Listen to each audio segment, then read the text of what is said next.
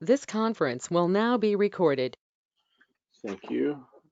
So this is the July 16th, 2020 meeting of the Clatsop County Comprehensive Plan Update Countywide Citizen Advisory Committee. I am Andy Davis. I'm the chair of that committee, and I'll call the meeting to order. The first item for us is to just do introductions. So if we could go around, I'll try to call them out as I can from what I'm seeing on my screen. Unless Gail, do you want to take over that obligation for today? Sure, I can do that. Okay. Do you want to do a roll call type of? Okay. Roll call and maybe short introductions. Okay, so I'll call your name if you say here, and then introduce yourself, please. Jim Allegria.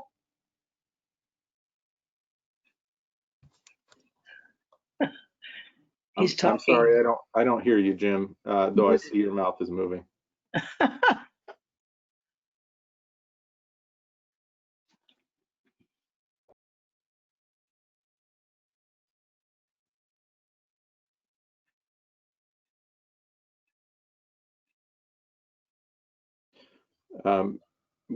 Maybe we could, Cheryl, could you introduce yourself? And Jim, if we start hearing you at some point, we can come back to you.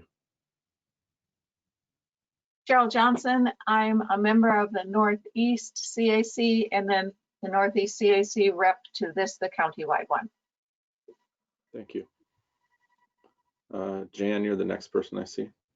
My name is Jan Mitchell. I live in Astoria, and I'm the vice chair of the countywide group. Thank you. Robert? I'm on the Clatsop Plains Advisory Group and liaison to the countywide. Thank you, Robert. I see the letters HG. Yeah, that's me.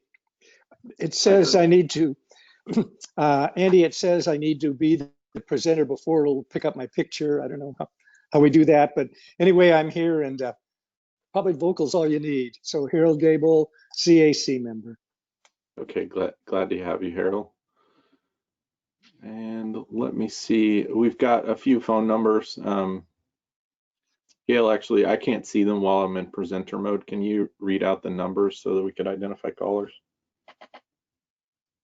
Oh, I've got you muted, Gail. Thank you. No. Okay. So I don't have the number either. It just says caller 1. Okay. I know that we do have Susanna Gladwin on the phone. Susanna, would you like to say hello?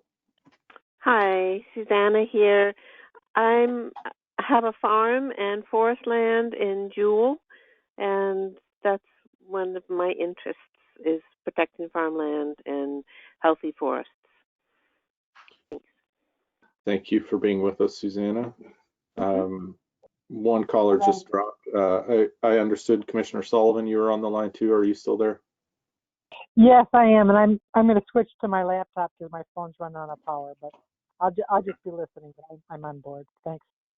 Okay, thank you. So I think that's both of our callers, and it looks like the laptop for Kathleen is on. So Gail, is that sufficient quorum for us? We have 4 members of the Central Committee and 2 area members. Is that correct for today? Yes, that's correct. Patrick Corcoran did send an email saying he'd be unable to attend today. I have not heard from Todd Lundy, Andrea Mazzarella, and those are the only other 2. Okay. And my understanding was from last meeting, just in case people didn't catch it, that Jim Coughlin had stepped aside. Is that correct? And Ron Weber. And Ron Weber. Okay, thank you. Yeah. Okay, so we have the meeting. Can I ask you, when you say step aside, meaning not part of the group or just today?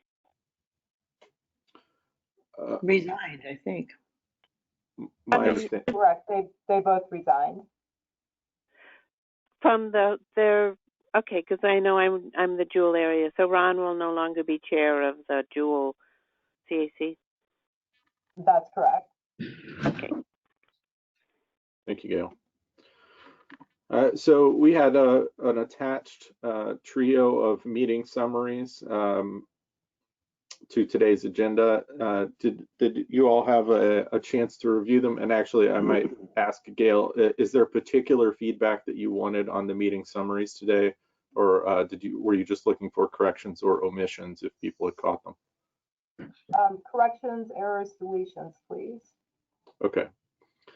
We can certainly take a few minutes to do this if people on the call want to do that, but anyone from the group catch anything that they would like to point out from the November, December, and June meeting summaries? I want to make a comment. And I know I had commented on one of the meetings last end of summer, fall about water requirements for lots. And I think Kathleen Sullivan also brought it up more in depth, that if you are going to develop country housing sites, if they're tied to water flow, they may not pass the requirement because we don't have year-round water flow. Suzanne, I might cut you off. We're talking essentially about the meeting minutes from the last few meetings. Is your comment related to the minutes that we had for either November, December, or June? You know, I thought I saw it come up in a discussion, but I might not be. It might not have been. I can't remember. I know there was a development of developing more housing stocks in the country, and it's tied to that. Okay. We do have a couple of segments for public comment and input throughout the meeting. Okay, so, I'll wait. Yeah. Thank you. Any comments on these items on the meeting summaries? My only comment, this is Jan, would be that since I missed one of the meetings, I really appreciated the detail in the minutes. It was helpful for understanding what the discussion was. Thanks. Thank you, Jan. Okay. I think I'm seeing or hearing no particular comment on the meeting summaries. I would encourage members, if you do find something, feel free to bring them forward in future meetings.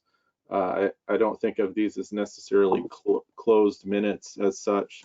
You know, our desire here is for accuracy and a reflection of what the citizens are asking for. So if you find later that we've omitted something or made an error, please bring it forward to either the group or to staff. So this is the first segment for public comment on input. We would ask that comments are limited to 3 minutes. That's our typical barrier. I will say that we have only a couple of members of the public with us today, so you know, we've got a few minutes built in here. So Suzanne, if you want to make public comment, especially about water issues, this is a good time for you to do that. Okay. Collecting my thoughts here. To develop building sites and have more of housing stock, I think we need to look at water and the possibility of permitting a low water use septic system, and there has to be enough water for drinking water, but I think there are ways to make the water use levels less, to make them not as high. And the other comment on farmlands is we only have I think it's from a maximum of 5 acres up to 80 acres. And I'm thinking that there are problems with that, but I can't exactly say, other than I keep bringing up the problem of taxation and assessment for people, and I keep bringing up my problem of 5-acre residential zoning along the Nehalem when I'm farming. I did resolve it by I'm going to do a conservation easement, which then resolves that problem for me. But, you know, if you have 20 acres and you're only zoned different 5-acre lots, it affects your assessment value possibly.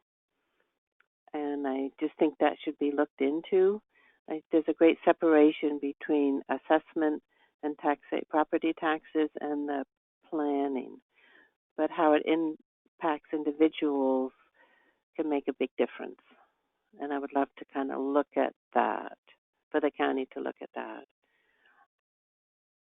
And then as for commenting on the goal 5, we're discussing just goal 5 today. Is that right? That's what's on the agenda for today, but I will note that these are sessions where it's possible to, especially in public comment, if you have comment about a different goal, feel free. Yes, I know that, and yes, and I just want to echo on other meetings about, I think Stimson saying they follow Forest Practices Act, like that's a gold standard, while the Forest Practices Act is very problematic. Doesn't protect individuals from chemicals and spraying, nor fish, but it protects fish more than individuals. And just the close cycling is destroying our land and things like that. So, but it's Can anybody mandated hear by, me?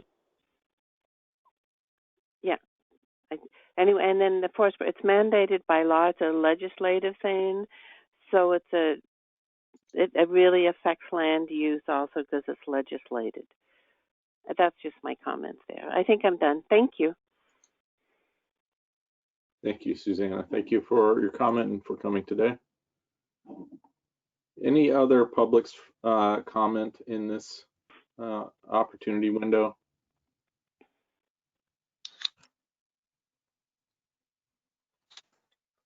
May I ask who our other member of the public is? Well, in this case, I am counting Kathleen Sullivan as a member of the public, though she is notably our commission chair. But those are the only, Susanna and Kathleen are the only two on the line at the moment. Andy, can you hear me now? I can hear you, Jim. Do you want to take this opportunity to introduce yourself? Well, finally, I'm Jim Allegria. I'm a member of the Countywide Advisory Committee. Yeah, and Jim, could you say what do you bring to the table? What is your experience and interests? Well, my background is I'm a retired Forest Service employee from the Washington office in forest management, and I continue to do consulting work. It's really international consulting work in Africa, and forest management and also in climate change for carbon sequestration. Thank you. Jim, can you remind me the esoteric job title that you have, like, where metrician is part of the word, but only about 30% of the word? Yes, I have a master's in forest biometrics, so my entire career has been in forest statistics, forest inventory. Thank you, Jim.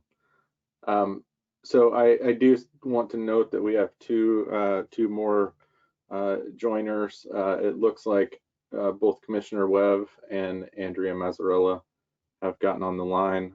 We appreciate you being here. We are just up to the point of the agenda where we can start going over the Goal 5 worksheet. I had handed control back. I was hoping, Gail, maybe you could show the worksheet and we could go through it, as it's likely you may be taking notes while we go, and that may be effective for us to track what's going on.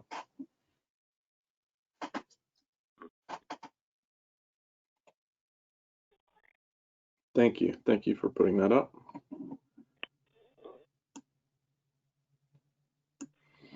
And So- because I'm on the phone, can I ask you, I have the agenda up.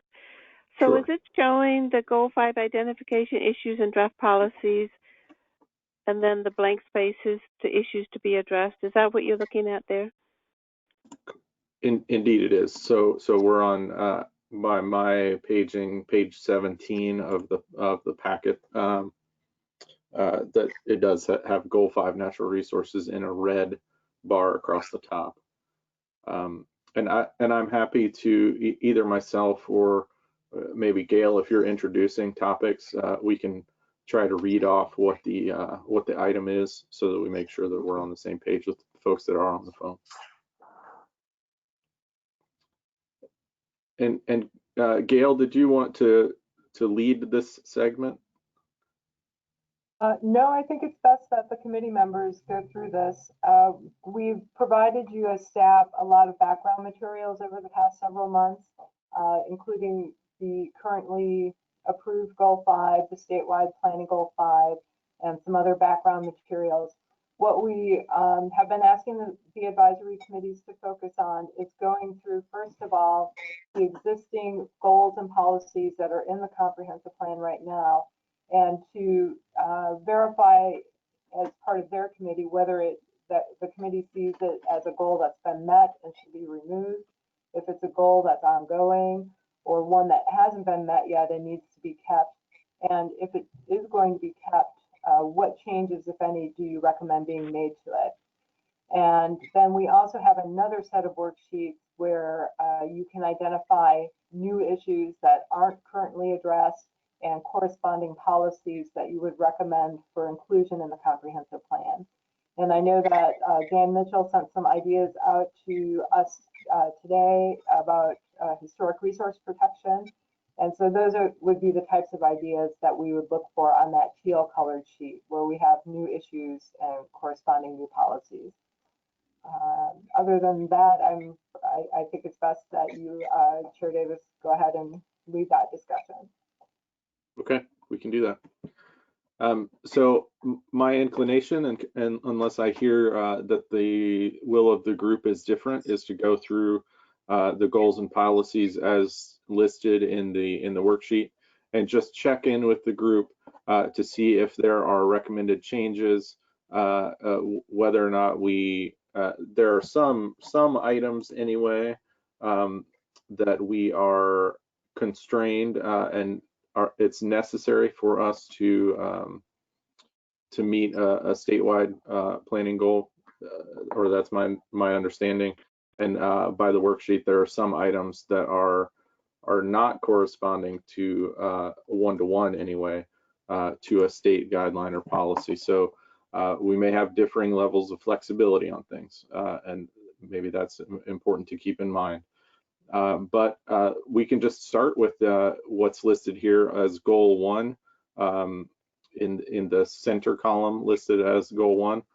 So Goal 1, to protect and ensure appropriate use of mineral and aggregate resources of the county while minimizing any adverse effects of mining and processing upon surrounding land uses. And Gail, the text that is appearing in the recommended changes right now, that's not appearing in my copy. Can you go through the origin of that text just for the meeting? Right, so you are the fourth Citizen Advisory Committee meeting we've had this month. As the groups have gone through, I've been taking notes while you've been speaking. And so this color font and this note in particular is from the Northeast group that met on Tuesday evening. As we go down further, you'll see the red staff notes are in red. Clatsop Plains Citizen Advisory Committee are in blue, and those are their comments as well. So I'll be taking notes on your comments and then incorporating them all together. It's just easier to take notes while we go along than go back and put it together. So. Agreed. Thank you. Thank you for explaining that. Excuse me, Andy. Yes, Jan, and I also have a hand up from Jim that I see. Jan, you can go first though. Sure. One of the questions I have really for Gail is that there are a number of goals and policies under this.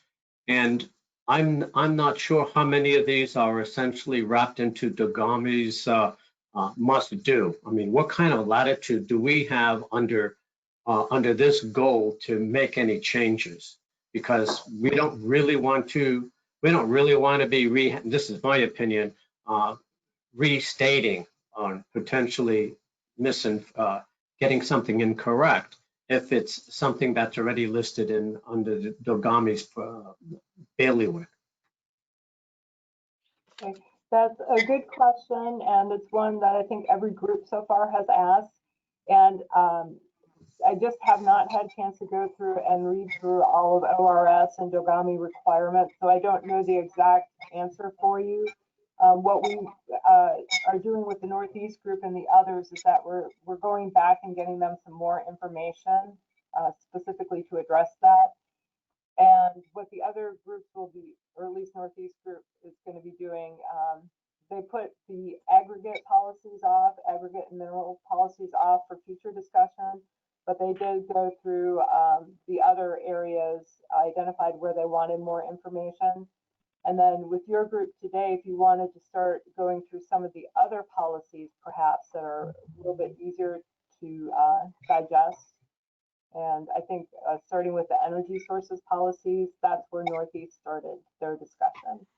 We have a minimum of 3 months planned for Goal 5 discussion, so it's not something that you need to begin and complete this evening. Thank you.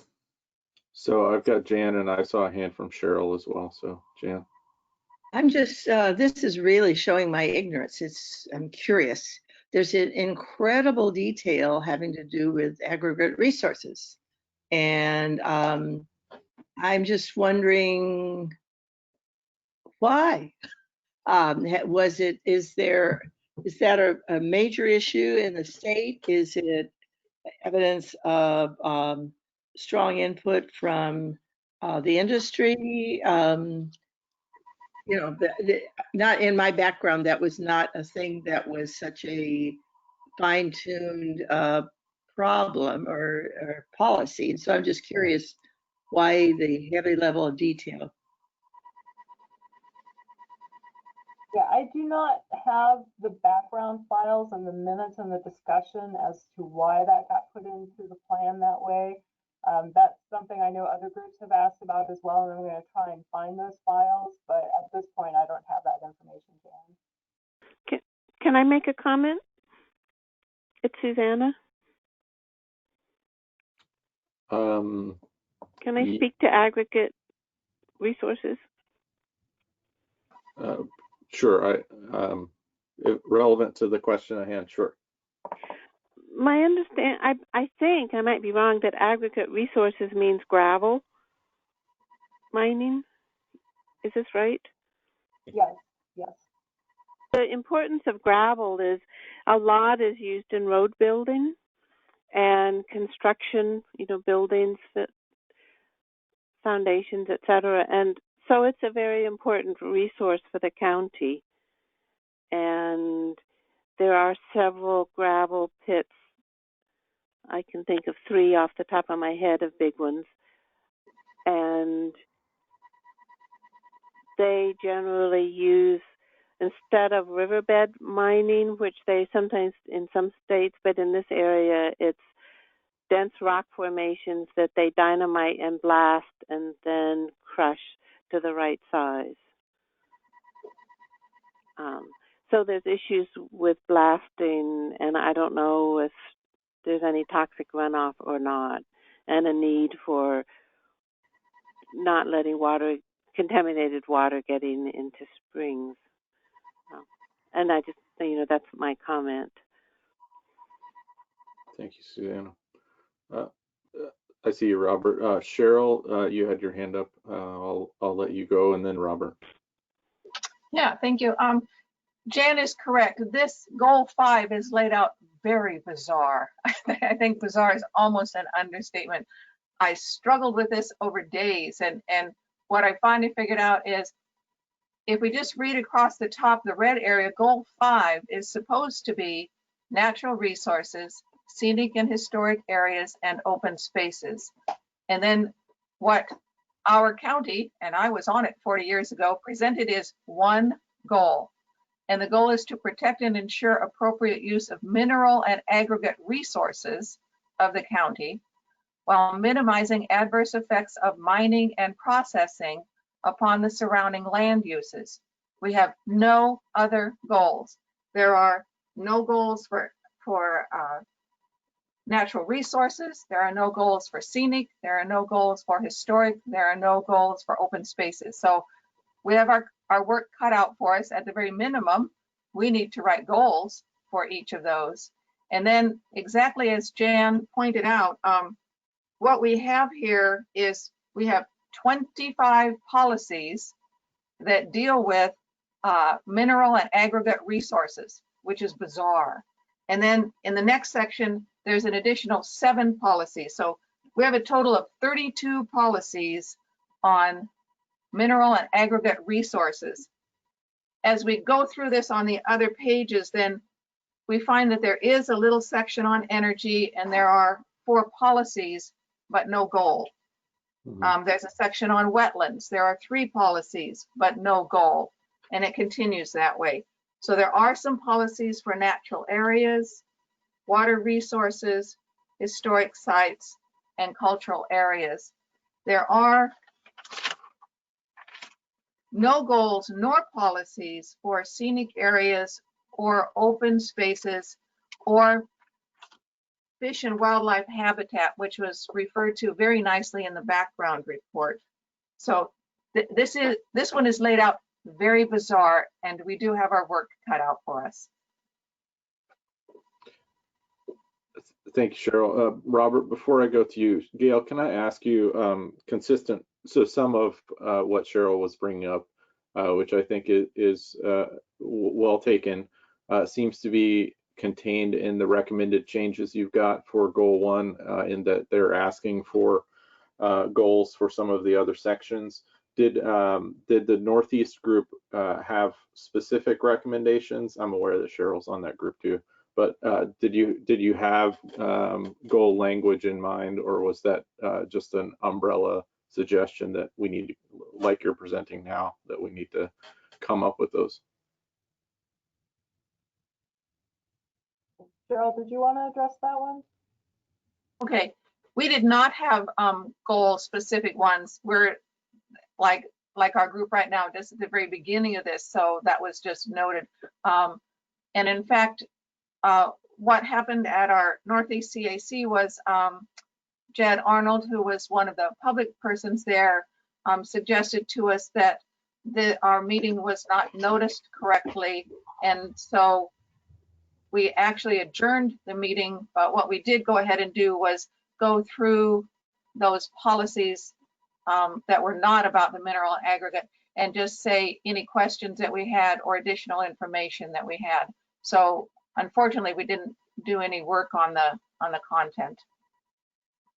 Okay. Yeah, and to clarify as well, there are no requirements for these meeting notices for this committee, for these committees. But the point that Jed made, which is very valid, is that if somebody really had an interest in a specific area, such as wetlands or watersheds, they wouldn't have known specifically that it might be discussed at that meeting on Tuesday night. So even though we did not violate any laws, I just want to be clear about that, or notice requirements. In the terms of transparency and accountability, we just canceled the discussion and then focused on areas where the group felt that it wanted more information for the next meeting. Thank you for the clarification, Gail. Robert. Very, very narrow. Just my understanding is, and this would need to be checked, that there's over 1,500 miles of industrial forest land owned and maintained roads in Clatsop County. So yes, there has been a interest in rock. We have an awful lot of garbage rock, that crumbles, that is not up to proper standards. So again, this is underscoring Cheryl's observation that there is an interest, but that's one of those interests. People who aren't necessarily concerned about the other 80% of the topic, but want to make sure they have plenty of rock to build their, and that's not even counting county roads. That's just private industrial forest land roads, over 1,500 miles of them, period. Thank you, Robert. So Commissioner Webb asked in chat, and I don't know if you saw this, Gail, if anyone else is having trouble hearing. Gail, I think also for you, your volume is a bit on the low side. So I have to concentrate anyway to hear you, and I don't know if that's an adjustable microphone or things like that. Yeah, it's actually a brand new microphone because the one I have been using. Can everybody hear me? Yes? No? I can. You're a little kind of tinny sounding more so than other people. You don't have a bass on it or something that it's a little hard. It's kind of soft spoken. I'm curious, Gail, if you are physically closer to the computer, does it make a difference? I don't know. Does it? Talk some more. I think so. Sounds muffled. Mm-hmm.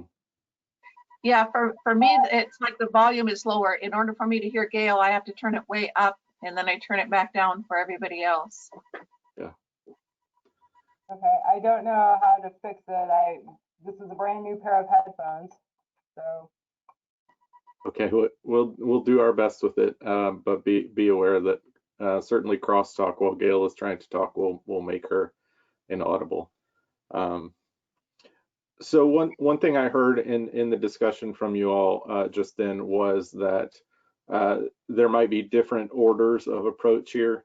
I had suggested maybe just starting from the top, but I also heard the suggestion of maybe picking up at energy. Is there a notion from the group about what the best way forward would be on this? Jan? This may be off the wall, but I'm just wondering in terms of us saving our energy for the things that are not dealt with in detail.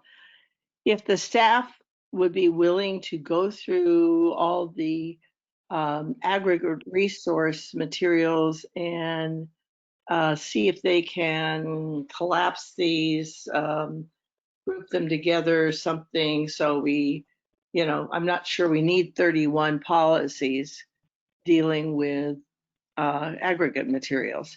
And maybe we do, but if somebody could go through and say this is repetitive and then bring it back to us, then maybe we can talk enough about the other, the scenic resources, the historic areas, the open spaces, the watershed, that kind of thing, or the wetlands, and get a sense of what people are wanting to do. And then maybe there are a few of us who take on a specific area and try to come back with some policies for the group to consider.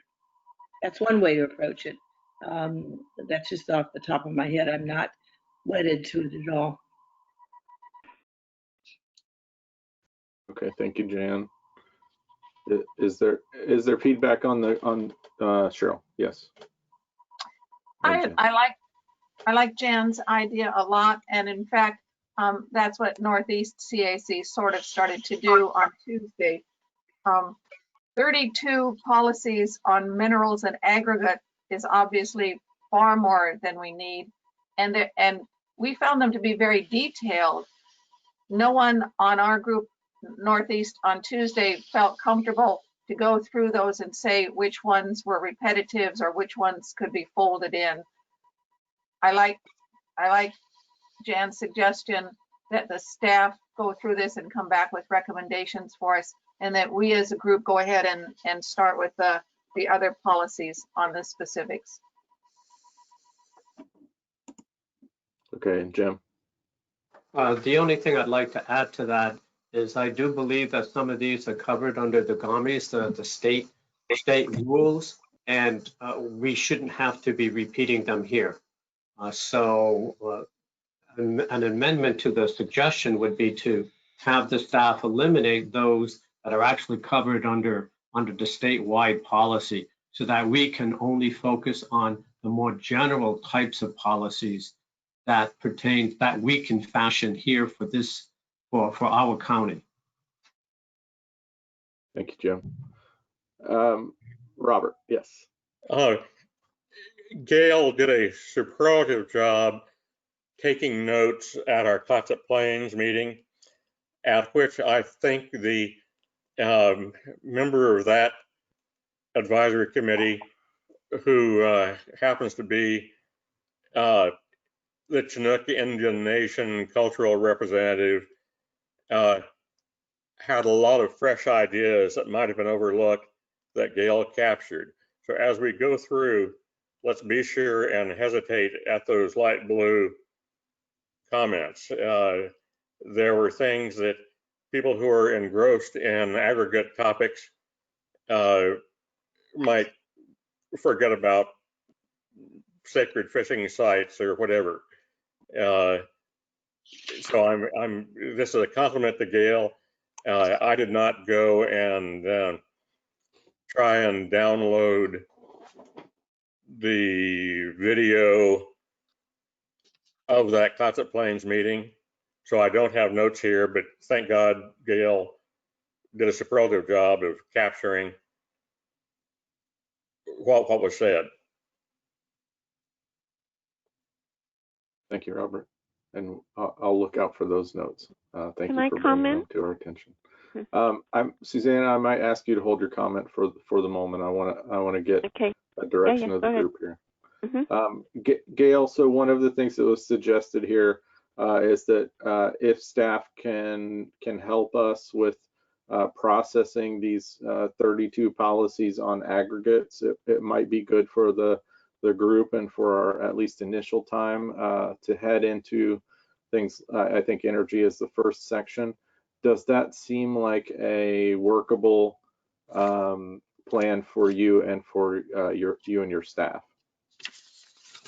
Yes, it certainly does. And I think that would benefit all the citizen advisory committees. Okay. Thank you for the feedback, Harold. I can see you now. Thanks for joining us visually. And I see Nancy Ferber has joined for public comment.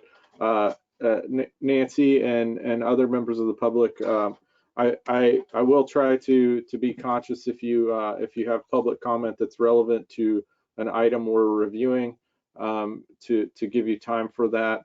I will also note that we have a dedicated public comment section toward the end of our session today, so there'll be another chance to circle back around if we miss you in any period here. Thank you, Gail, for bringing us down to energy sources policies. As Northeast stated, we don't have a particular goal specific to this section. So one of the things maybe as a group we can think about, though we don't necessarily need to get into it today, is what a goal might be. As Gail said, we have a couple more sessions at least to talk about goal 5 in broadly.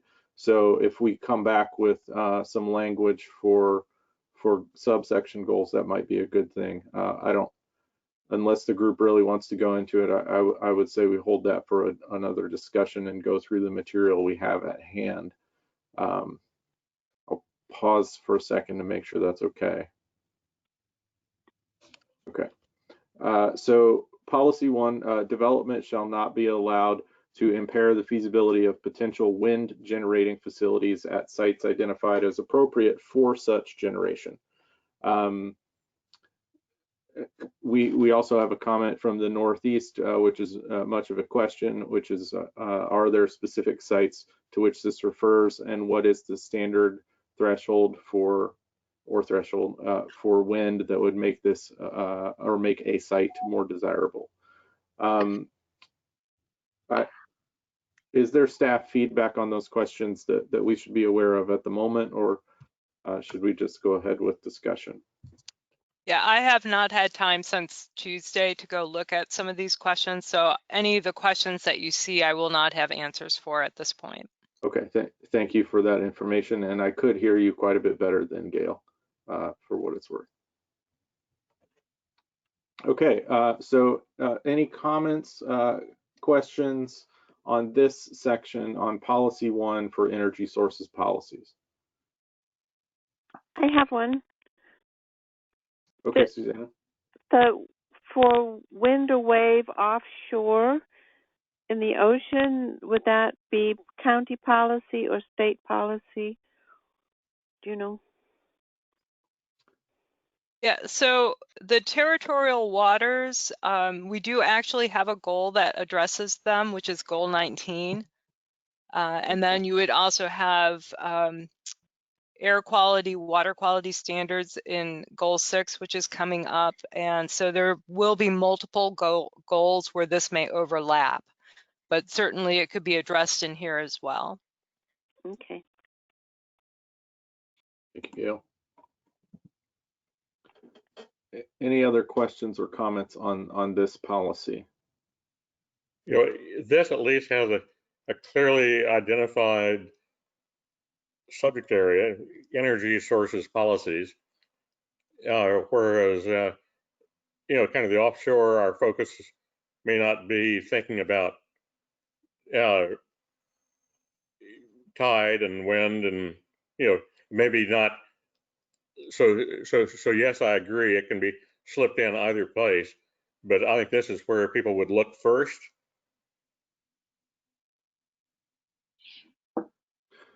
Yeah, I can agree with that.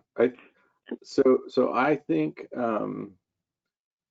just to give feedback on this, I think that without a inventory or a criteria set on this particular policy, it makes me nervous as potentially overly restrictive. There's a variety of what could be thought of as appropriate for potential wind generation, and the policy as written is pretty strict. So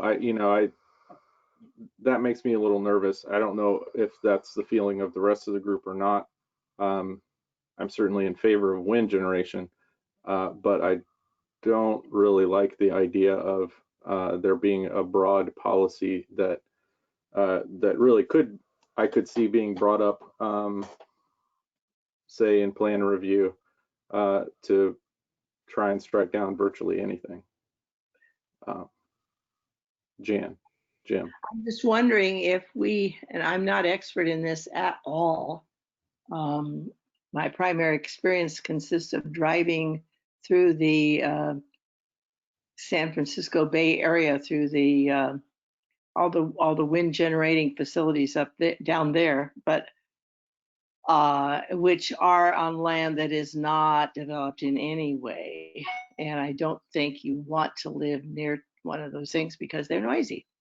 But I'm just wondering if there's a value to actually, I'm sure somebody has mapped areas that would be successful as wind generating. And you know, here with all the forests and so on, it's just hard to think of how you do that. But I wonder if we're far enough along in our technology to actually map areas that would be appropriate in the future. It seems like there are projects already that talked about in East County. I have heard of none along the coast. Yeah. So I have Jim and Cheryl. I do want to say that I have seen wind generation maps for the county, so I'm sure that those exist. Okay. But Jim? I have a couple of points. I'll address that last point first. I am aware of maps that show places where it is more advantageous to have wind generating plants, but I'd be a little concerned about tying the policy to any specific map because efficiencies in turbines continue to increase, and people may want to put a turbine up that is less than perfect because they don't own the land that's perfect, but they should also be allowed to put that in. So that's a comment on maps. They do exist. My original point is that Andy, is the concern is the term not allowed to impair the feasibility. So that's like, what does that mean to impair? I don't know if there's any rules or guidance on that, but I can see that's rather open-ended, which we may want to and just have the county deal with it if anything comes up or any conflicts come up to weigh what is actually impair means in the context of that particular proposal. So, Andy, is that what your concern was? Yeah, I think so. So my concern is that this policy could put the county in a position where, say, we had a project like a big data server facility, right? That's a large building. It's got a vertical profile, right, that goes up out of the ground. That the neighbor to the east of that building, if they didn't want it, could say, you have a policy that says you can't impair the feasibility of wind generation on my property. And I'm going to sue the county to keep that from happening. We've got, this is by my reading anyway, this is a strong policy in that way. Or even not a data generation facility. Somebody wants to grow more trees somewhere. Trees will block wind. So, like, these are the types of concerns I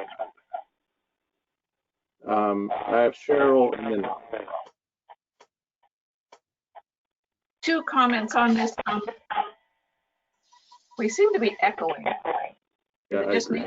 One of the callers is giving feedback at the moment. Is this better? I had you put you on speakerphone. Is this better? Yes. Yes. Okay, I won't use it. So two thoughts here. I agree with Andy. This wording shall not be allowed rarely shows up in here, and we usually end up doing what I call the mealy mouth. Should be encouraged or should be discouraged. So you're right. This one stands out because it says shall not be allowed.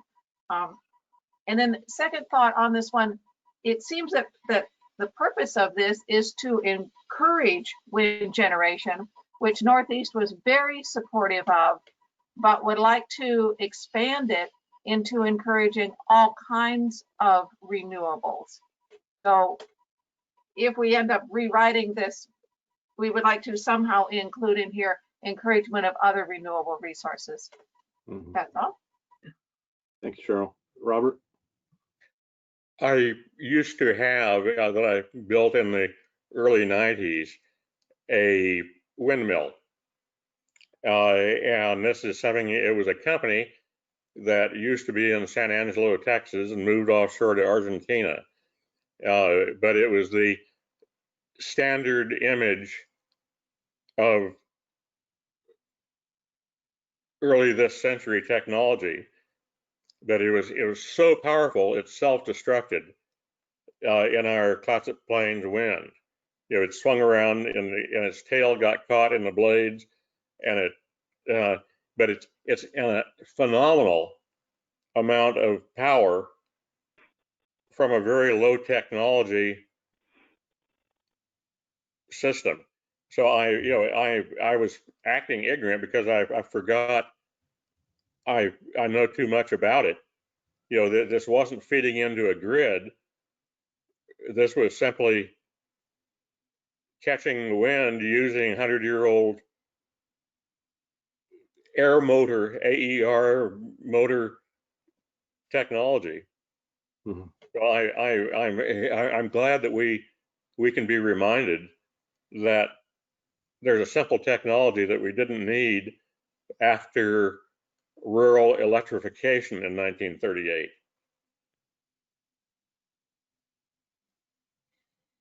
Thank you, Robert. Any other feedback from the group on this section for policy 1? Could I comment on hydro? That Let's say not yet. Not yet. Oh, okay. Okay. Only because that's in later sections. So if you That's not policy. Yes. Yeah. Okay. Jan, please. You're muted, Jan. Do we know of experts or quasi-experts in our area who could run through these with us or look at them and give us feedback? I think that Chris Farrar on the Planning Commission may have some expertise in this area. And if not, I think that he would be able to refer us to someone who does. So I'll look into that, Jan. Good. I was thinking of him.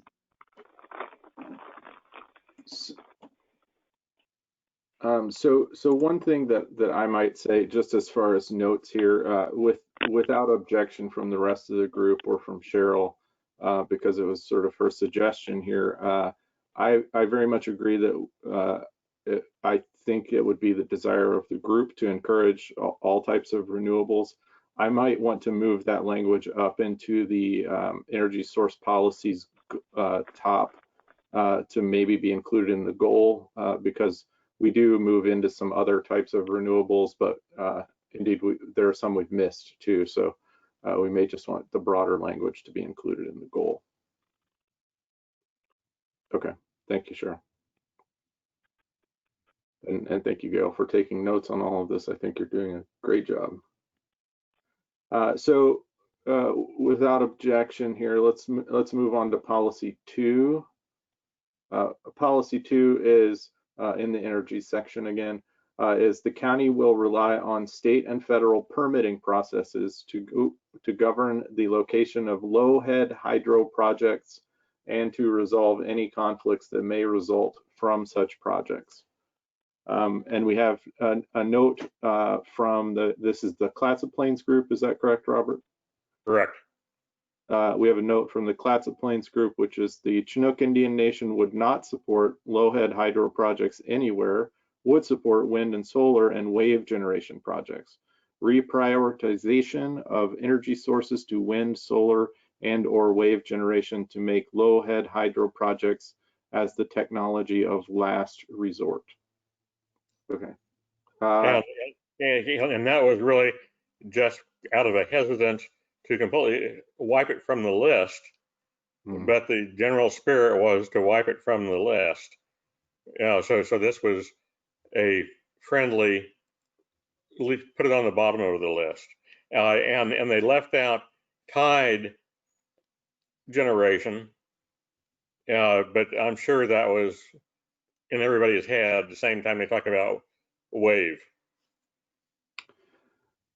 Robert, can I ask for clarification on this? Was the general theme to avoid disruption and destruction of say fish habitat? Yes.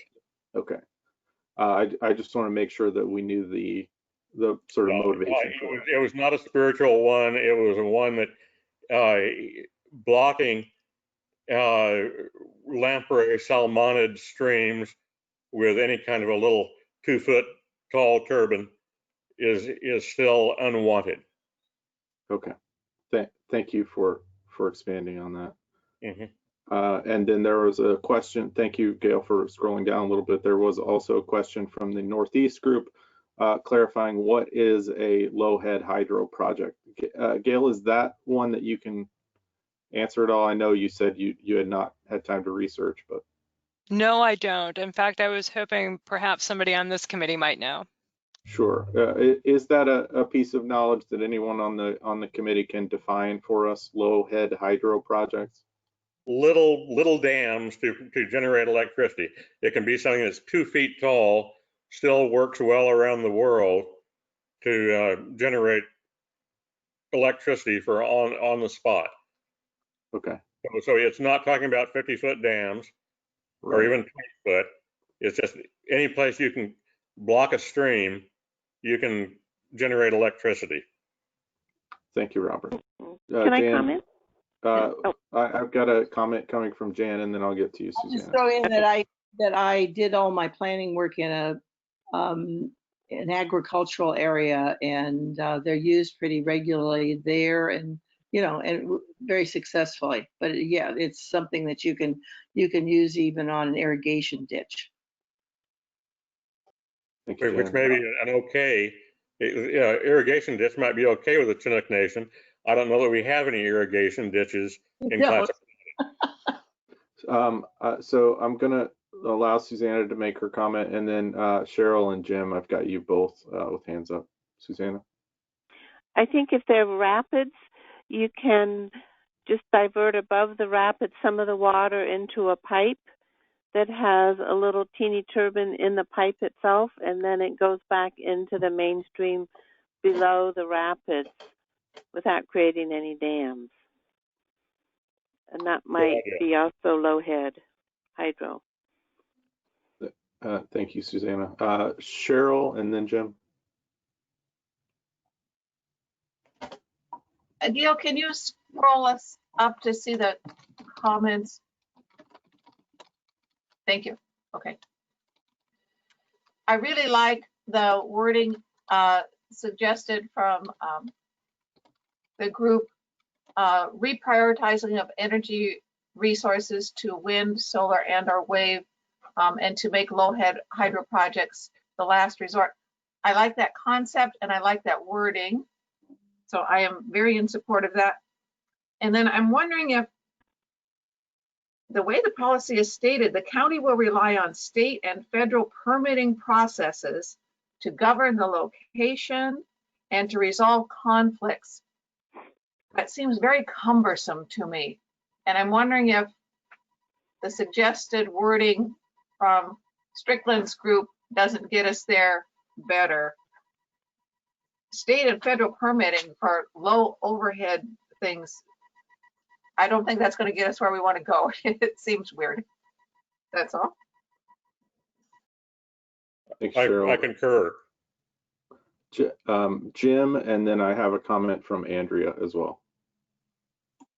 Well, Robert, do you think your representative from the Chinook Nation would agree to some kind of language about non-fish-bearing streams that are above natural obstructions would be potentially feasible for hydro electric generating dam or something like that? The reason why I say that is that there are some natural obstructions like steep waterfalls that fish just can't get up. That as compared to if you have a dam or an existence in a lower, then obviously anything above that will not be able to be accessed by the salmon. But if you take out the lower dam, then the upper reaches would be accessible. So have something about natural obstruction. Because I believe that it's a matter of wordsmithing to get the restrictive sense of your meaning.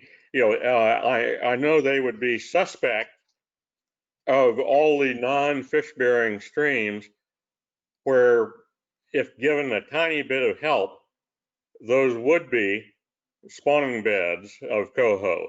That they may be easily written off as there being nothing there, but all the coho wants is after a first freshet to be allowed to go up there and drop their eggs in it and go away. And it can be a steep place, but yes, I think but they'll be suspect about broad language about non-fish bearing streams because they know historically there are an awful lot of places that given a tiny bit of help to get back, to bring back natural processes,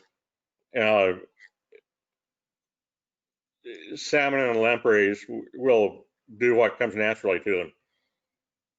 Well, actually, I agree with you. That's why I'm thinking about, I suppose it doesn't seem, seems like a lost opportunity if we do not allow some type of hydropower in areas that will never be accessed by fish. And I don't know exactly how to word that, but I do share your concern that I use an example of a dam lower down on a river or a creek. Obviously, anything above, they can't reach it if it's not, there's no provision for fish. On the other hand, if there's a significant fall, a waterfall, then they're just not going to get there. That ties in very well to Young's River Falls as an example, which, aside from any sacred aspect, it was also a natural fishing grounds, an ancient fishing grounds. So it's a very special place for the Chinook Nation, where no way in hell would they want a hydroelectric plant put there. But it's more from that being a traditional blockage where, yes, they therefore came together and caught salmon. Mhm. So there's obviously room for discussion, but there are side issues that instantly come up, like in the case of a waterfall. That a waterfall is typically also where angler fishermen go to catch fish. Yeah, I wasn't talking about having it at the base of the fall. I was thinking about in the upper reaches. Mm-hmm. So Jan, I do recognize your hand, though we've got Andrea before you too. Robert, is this an area that you think you could take back to your group committee and ask for language that might be most appropriate for us to work with? So I'm hearing some ideas here about reprioritization, about how we might want to set some limits on particular things, things of spiritual value, things of ecological value for the fish species. I think we've got a public park that's part of that discussion, at least for a segment of this. So do you think that's possible that your group could give us a head start with some language there? I think there will be comments at 20 different places, as they come up. Like just for example, natural sites, the size of a home site on top of Onion Peak. You wouldn't think that was going to be a hot button issue, Mm-hmm. but it is. So the answer is no. I don't think there's some simple wordsmithing to turn something that is fundamentally not okay into something that is beloved. Yes, Jim's thing about putting it up where there's no way in hell a salmon can get there. Mm-hmm. Yeah, that it becomes a self-defining kind of wording. Okay. Period. Fair enough answer. I want to get to Andrea and then Jan. Andrea? Hi, can you guys hear me okay? You can, Yes. Thank you. Cool.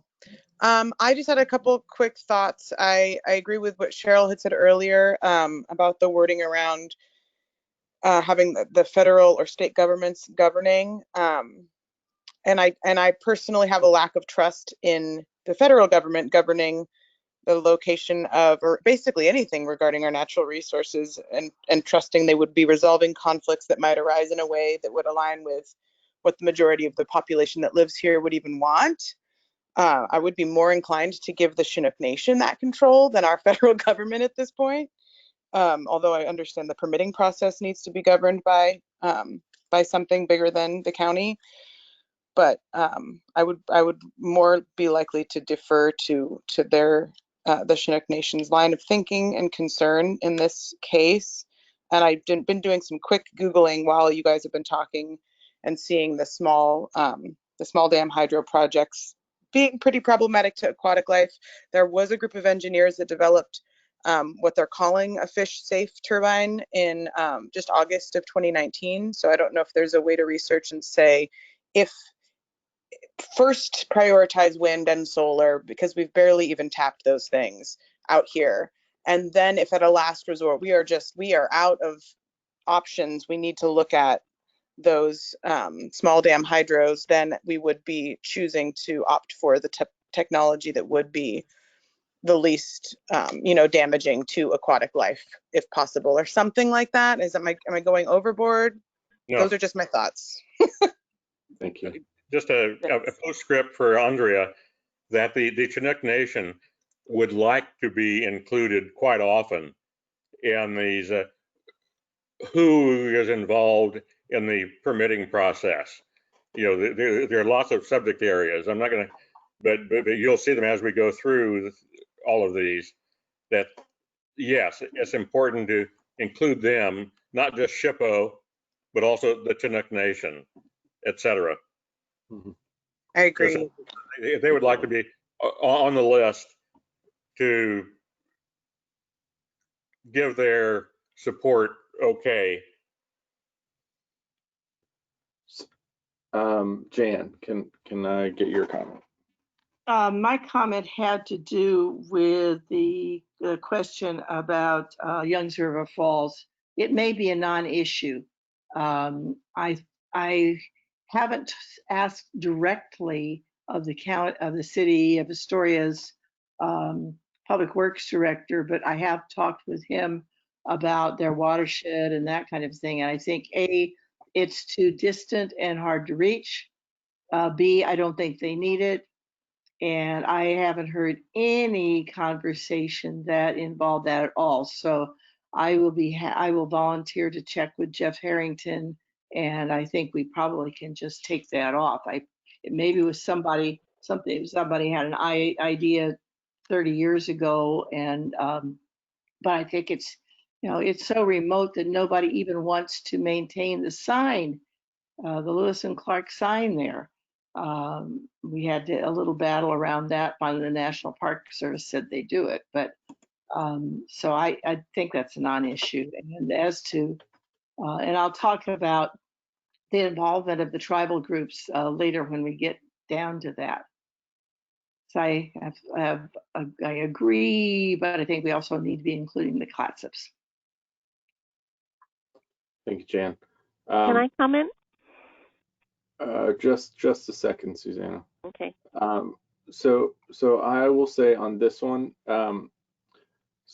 this policy strikes me very much as a policy that is punting to another organization instead of actually saying what we want as a county. And I would support wholesale change on it. I think that both in this policy and the other policies in this section, that it is critical for us to state strongly in the goal for the section what we actually want. I think I asked the question about why we would not want low head hydro projects, or why the Chinook would not like them. I think that is far more important for us to get that language right, rather than trying to us, as Robert says, wordsmith what criteria we may or may not be able to have a project of one kind or another in a particular place. We should say we don't want to interfere with fish spawning habitats, or we don't want to interfere with sacred sites to First Peoples in our area.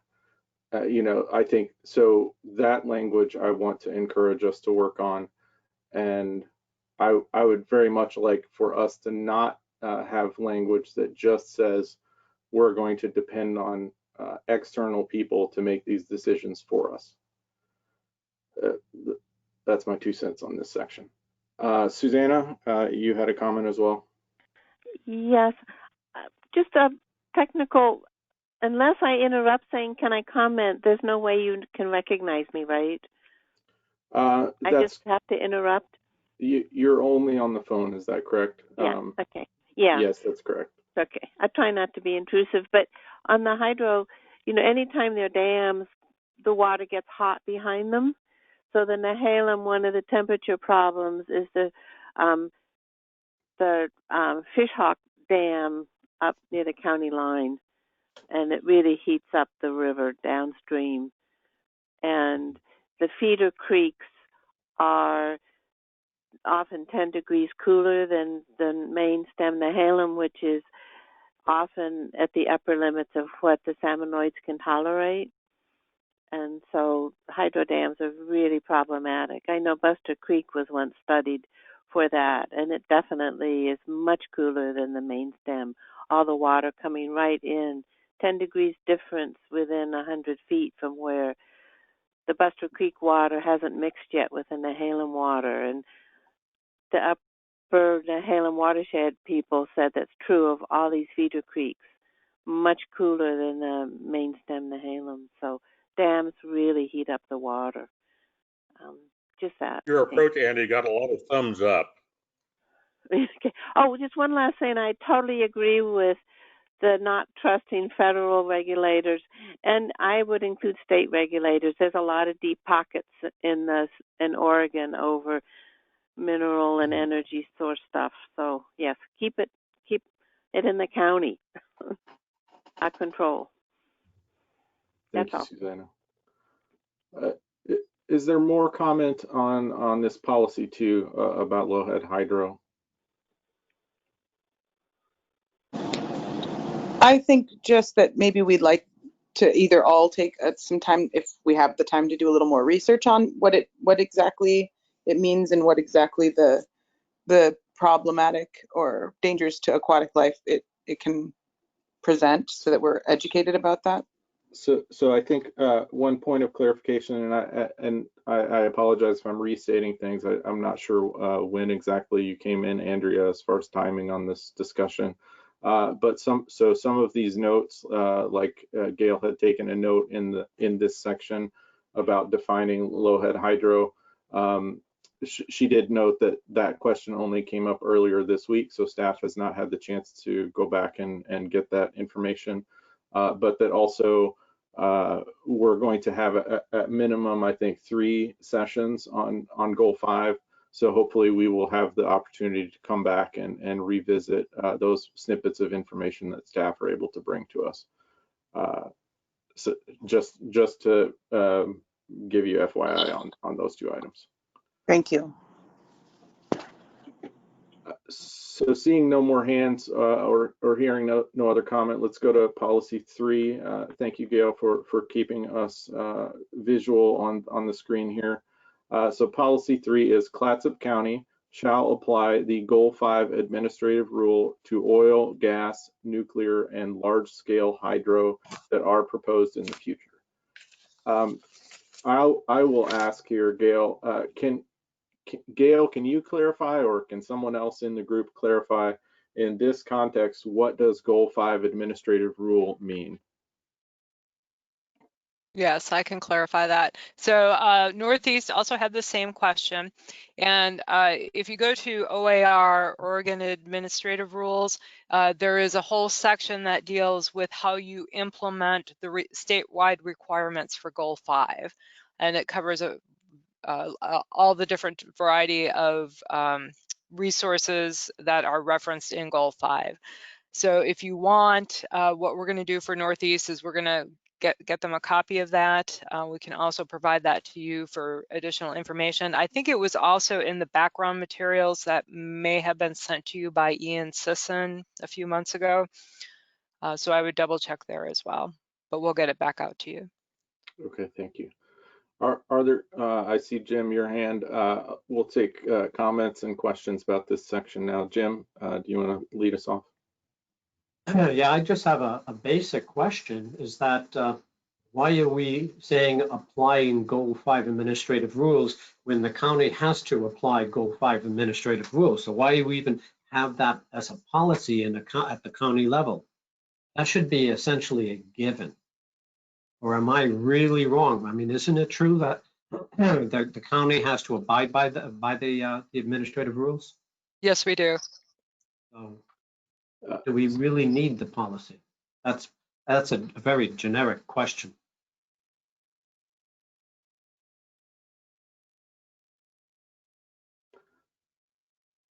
I think that is a pertinent question, Jim. I have a similar question. Even policy 4, which has some of the same language. I think maybe only the fact that it's cooperating with an incorporated area may make it a little bit more interesting. But I also wondered on these two if they are necessary at all, or if they actually add something to what is already our obligation.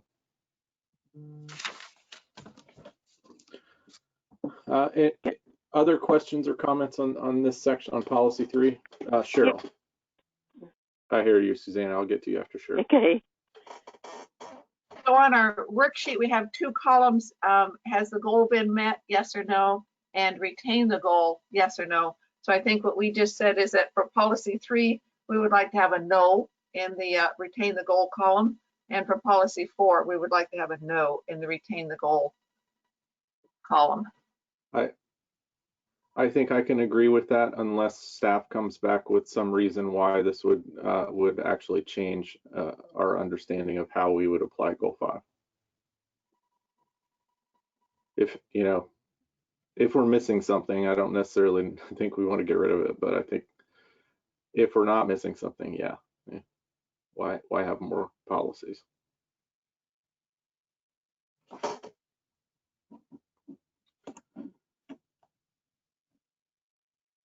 So I think, Gail, is it feasible for you to add rows to the worksheet that you're keeping? Sure. Where would you like one? Well, so one of the thoughts that has come up, and my sense is that the group would go in this direction, is to have policies around other renewables, the solar, wave, tidal have all been mentioned in this context. At the moment, the policies are sort of organized in a way where we've got a different policy for every energy type broadly.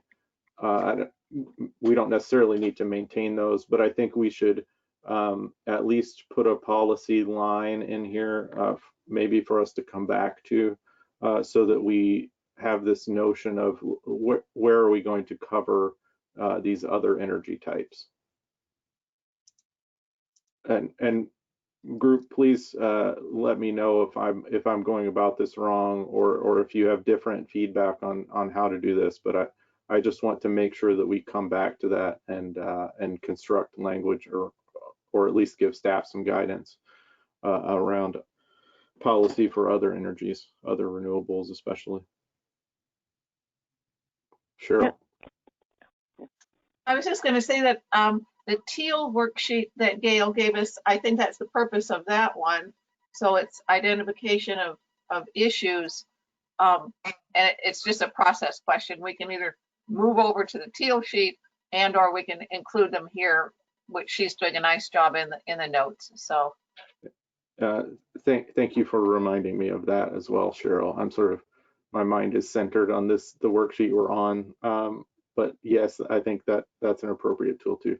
Susanna, I failed to get back to you.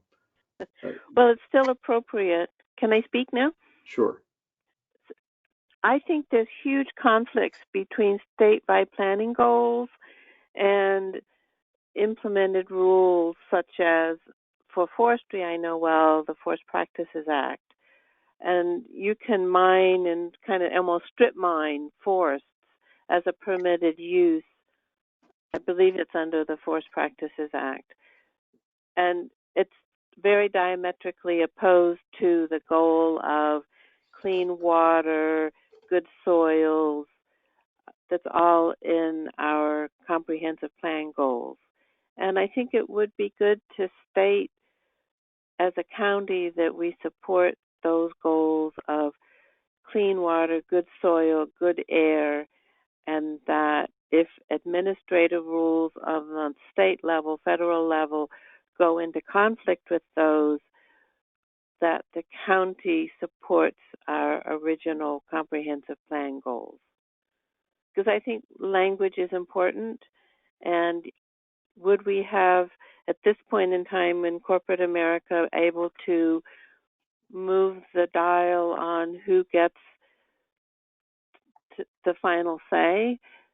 It would be hard right now, little Clatsop County, but I think still wording is important, and I think we should stand up for our original comprehensive goals of fish, clean water, clean air, all that stuff. So it's some lovely language. That's all. Thank you, Susanna. Other comments on the policy 3 section?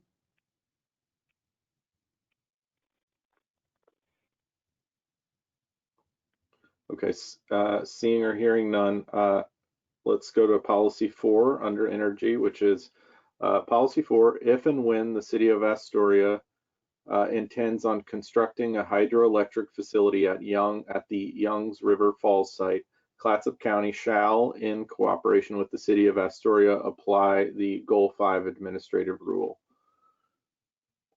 And then we have a staff note of whether or not this is something the city is still considering, and that we need to contact the city of Astoria to verify. That's from the Northeast group. And then Jan Mitchell has a note that she will be checking in with the city regarding the status of the project. Do we have discussion on this item, on policy 4?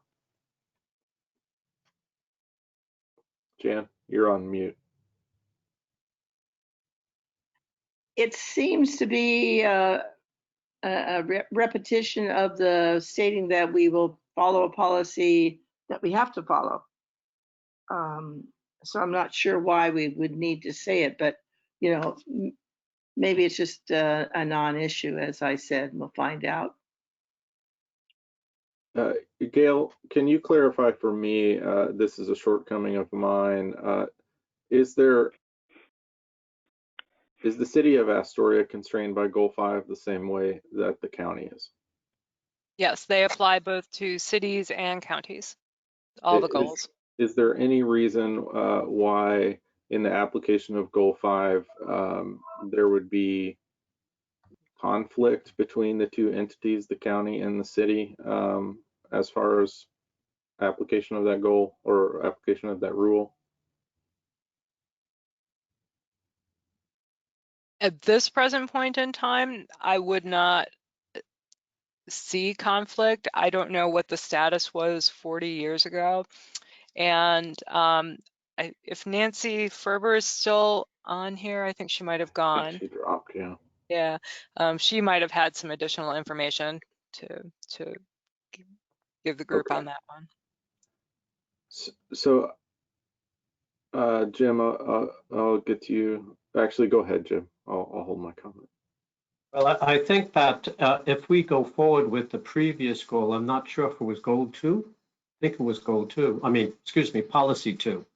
Then it essentially makes this a moot point. I think the only question I have about that is with policy 3 and policy 4, are they delineating in 3 large-scale hydro and a hydroelectric facility broadly in policy 4 as different from low-head hydro, which they've defined in 2? Are they thinking they're going to dam the whole valley up and it's going to be Oregon's Hudson or something? I suppose being a good neighbor to the city of Astoria, it would be prudent to just contact them, but it probably wouldn't be a low head one. It would probably be more of a traditional dam. But I suppose we should check in with them.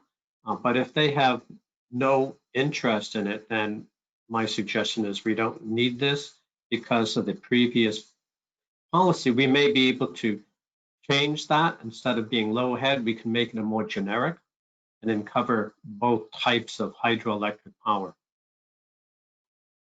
Thank you, Jim.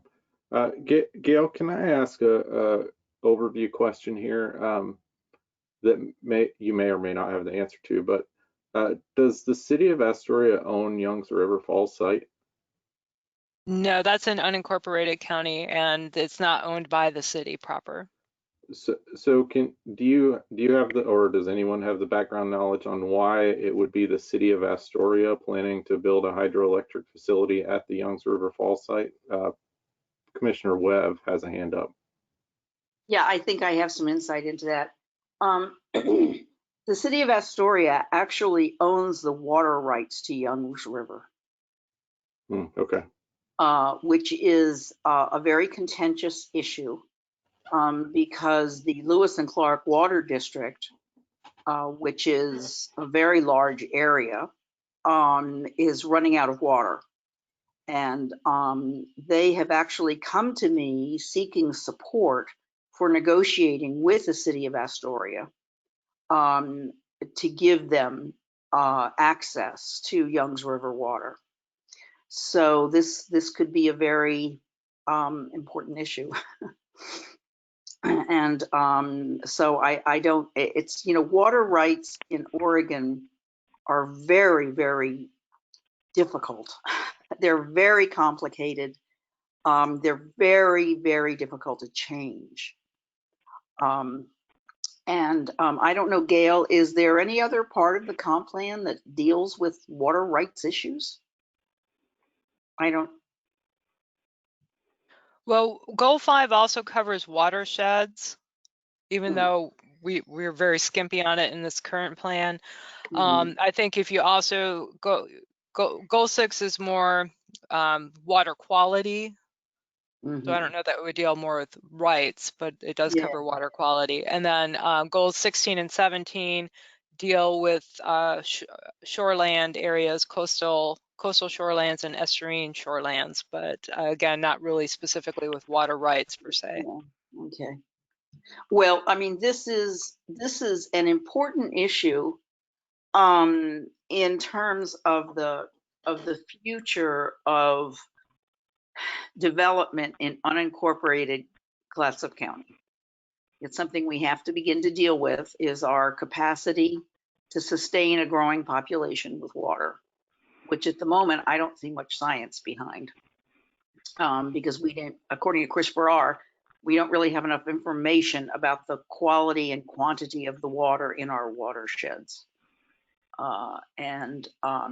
So it's I think this issue, I have just heard, that years ago, Astoria wanted to explore this option, but there are all kinds, because of the salmon bearing streams that feed into Youngs River. I just don't see that ever being a possibility. And in fact, the city's present watershed is very healthy. So I'll bet, I think it would be a nice courtesy for someone to contact someone in Astoria and say, hey guys, is this still on your agenda? But I'm pretty sure it's not. Okay. That's my. Thank you, Commissioner. That's valuable information for us. Jane. That's what I volunteered to do that, Commissioner Webb. And, this is a little off this policy, but I think those are some of the reasons why there have always been efforts to people who need urban services like fire and sewer and water to develop near cities, because there just are some real costs involved and difficulties involved in developing low density residential out away from services, because inevitably people need water and they need septic tanks, and septic tanks have problems with the water and so on and on.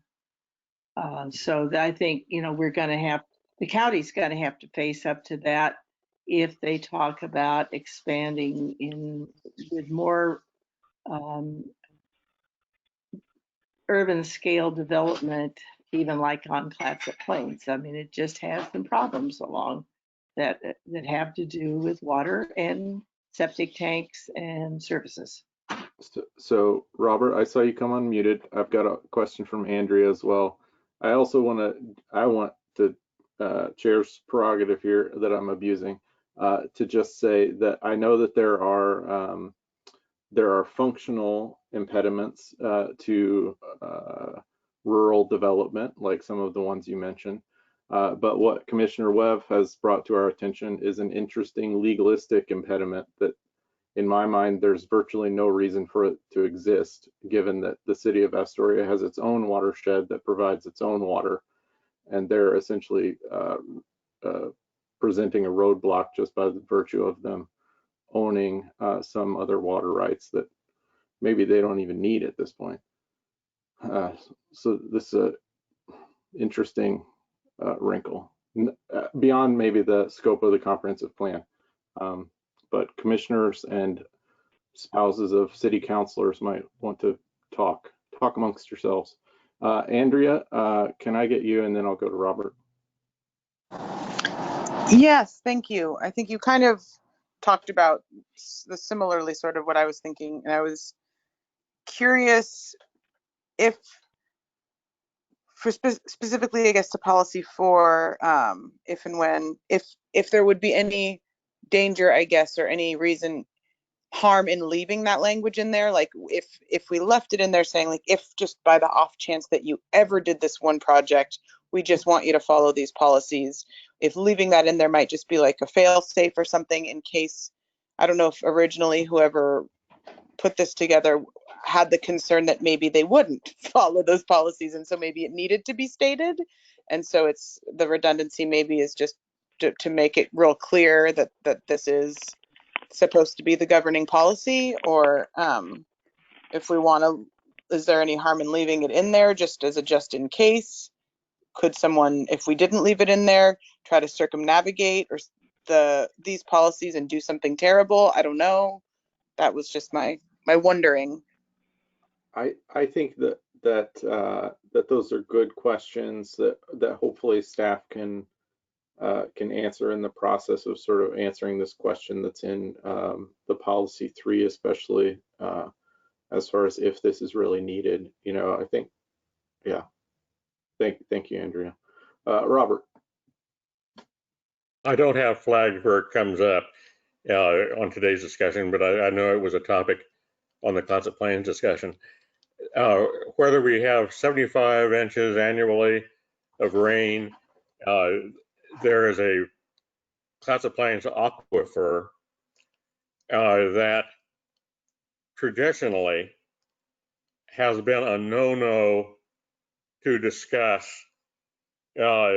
because any protection of the aquifer was an impedance to development. So we have a strange situation that a critical resource kind of got dismissed with respect to Camp Rilea, the rural problem-solving effort. It was made very clear, do not mention silver spot butterflies and do not mention the aquifer. But just in the same way that the Lewis and Clark River can be utilized to the last drop by water rights,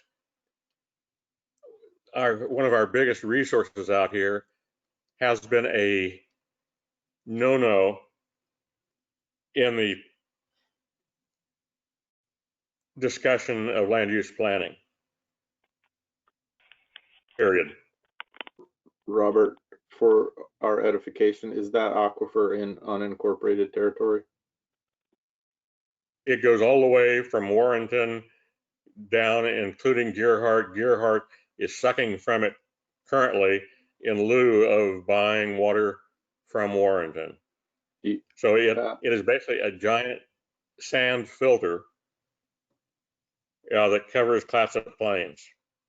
So, and so it's that area times that many acres times 6 feet of rainfall annually. So one thing I might just ask you to keep a pulse of is if there's an appropriate place where you feel like it's to call attention to that resource and maybe offer guidance for the county. Obviously, we're in the energy section now, but if that comes up later, I would encourage you to bring our attention. I will, but it's also just one to be aware of that, as Commissioner Webb noted, water issues are an important topic, which also includes one important not to be talked about. Gotcha. Thank you. Commissioner Webb, yes. Andy, excuse me, I'm coming off and on because I have a puppy today who is demanding my attention, and she's been getting really vocal about it. So I'm muting a lot here, but she's taking a nap right now. This issue of water is something that I would really like every one of our subcommittees to talk about. It's in one of the very future goals. We'll be talking about it, but I think there are issues about water that have not been talked about in Clatsop County and should be. That in order for the future to proceed, it has so much to do with our forestry policies. It has a lot to do with our urbanization projects, and it's something we have to start talking about. So I would hope that every subgroup would be interested, and not ever to say, well, in this area we're all on septic and wells, and it's not an issue. It's an issue everywhere, and we have to start talking about it. In reality, we have to start talking. Thank you. I'm off my box. Any other? Yes, Jan. I'm just wondering, Pam, if I mean, for geologic questions, I go to Tom Horning. Is there somebody around who could give us an overview of water conditions in the county? I mean, I come from such a different world, where they have to go down to 600 feet now to find water. Here, if you dig a hole in Clatsop Plains, you get a lake. So I can guess, knowing what happens with septic tank systems and water, I can make some guesses, but I may be way off. And I'm just wondering, is there somebody on staff or other agencies who can talk to us, can give us that, just, this is what the situation is? Well, one of the problems is that we certainly don't have anybody on staff. We do have a public health director who is wildly opposed to development in the Clatsop Plains, and wishes he could do something about that. And I think, one of the things that we realized when the governor announced pre-pandemic that she was going to develop a water vision for the state, one of the things that we learned very quickly was that we don't have enough information about the quality and the quantity of our water. We actually sent Chris Farrar to a all-day technical session with the state's water vision, and he came home, and I mean, he's very conversant in this subject, and so it might be worth asking Chris to come and talk to this group. But his conclusion is that we don't do in-stream monitoring, our watersheds. Well, we don't do enough monitoring to really know about the quality and the quantity of the waters in our major watersheds, and that is a major problem. Thank you, Commissioner. I've got Cheryl and then Harold. I think it's great that we're expanding this, our energy sources policy out to all of these other water things. And coming up on the next page, which we probably won't get to today, water resources policies. So indeed, within Goal 5, there is a category called water resources policies, for which right now, again, you know, we have no goals, but there are listed there. It looks like there are listed there 5 potential policies right now. So that is indeed coming up. And one of the notes that I had written on my teal sheet over here is, if it would be worthwhile for us to have a presentation by the North Coast Watershed Association. I'm not familiar with them. I don't know what their expertise is. I don't know how wide their knowledge is, but they were mentioned in the background report, and it sounded like that they indeed may have a handle on water across the county. To be honest, I don't think that would be terribly, oh, am I muted? No, I don't think that would be terribly helpful. The watershed groups, they have been trying to consolidate within the county, but there is very little scientific expertise on their staffs. So once again, we come back to the issue that we don't have enough information, and that's a real, that should be a priority of ours, to make something happen in that regard. Thank you, Commissioner. I'm going to get Harold and then back to Jan. The problem with water goes back a long ways. You may know from a little historical standpoint that Gearhart bought water from Warrenton for years and years and years, and then decided after they're raising the prices that we're going to build our own water treatment plant, which is a whole nother story. But it came to a head when Gearhart and Warrenton, Gearhart says, well, we can provide our own water here. We can put wells out close to the beach. We can have our own. And so they went to the state, and the state has sat on this water discussion difference between Warrenton and Gearhart for over 10 years, not making a decision. So we're a little naive talking about water in certain ways and exploring this in a lower level because there needs to be some input. But we came together as a group to look at where we're going to divine things or decide on what things look like 20 years down the road. And it's going to come down to some of these basic resources like water, potability, sewage disposal, i.e., as this is going to grow and grow. And I think the contentious part will always be, I don't know how we'll ever come up with a resolution, because I see our group as a funnel coming down from all the diverse entities that have their own view about the way things should be. And a lot of the decisions that we're forced or should make are based on what modern science will do in the future for us, looking at things with some vision to preserve as much of our natural resources in the original condition that they are presently. That's my contribution right now. Thanks, Harold. Jan, you had a comment as well.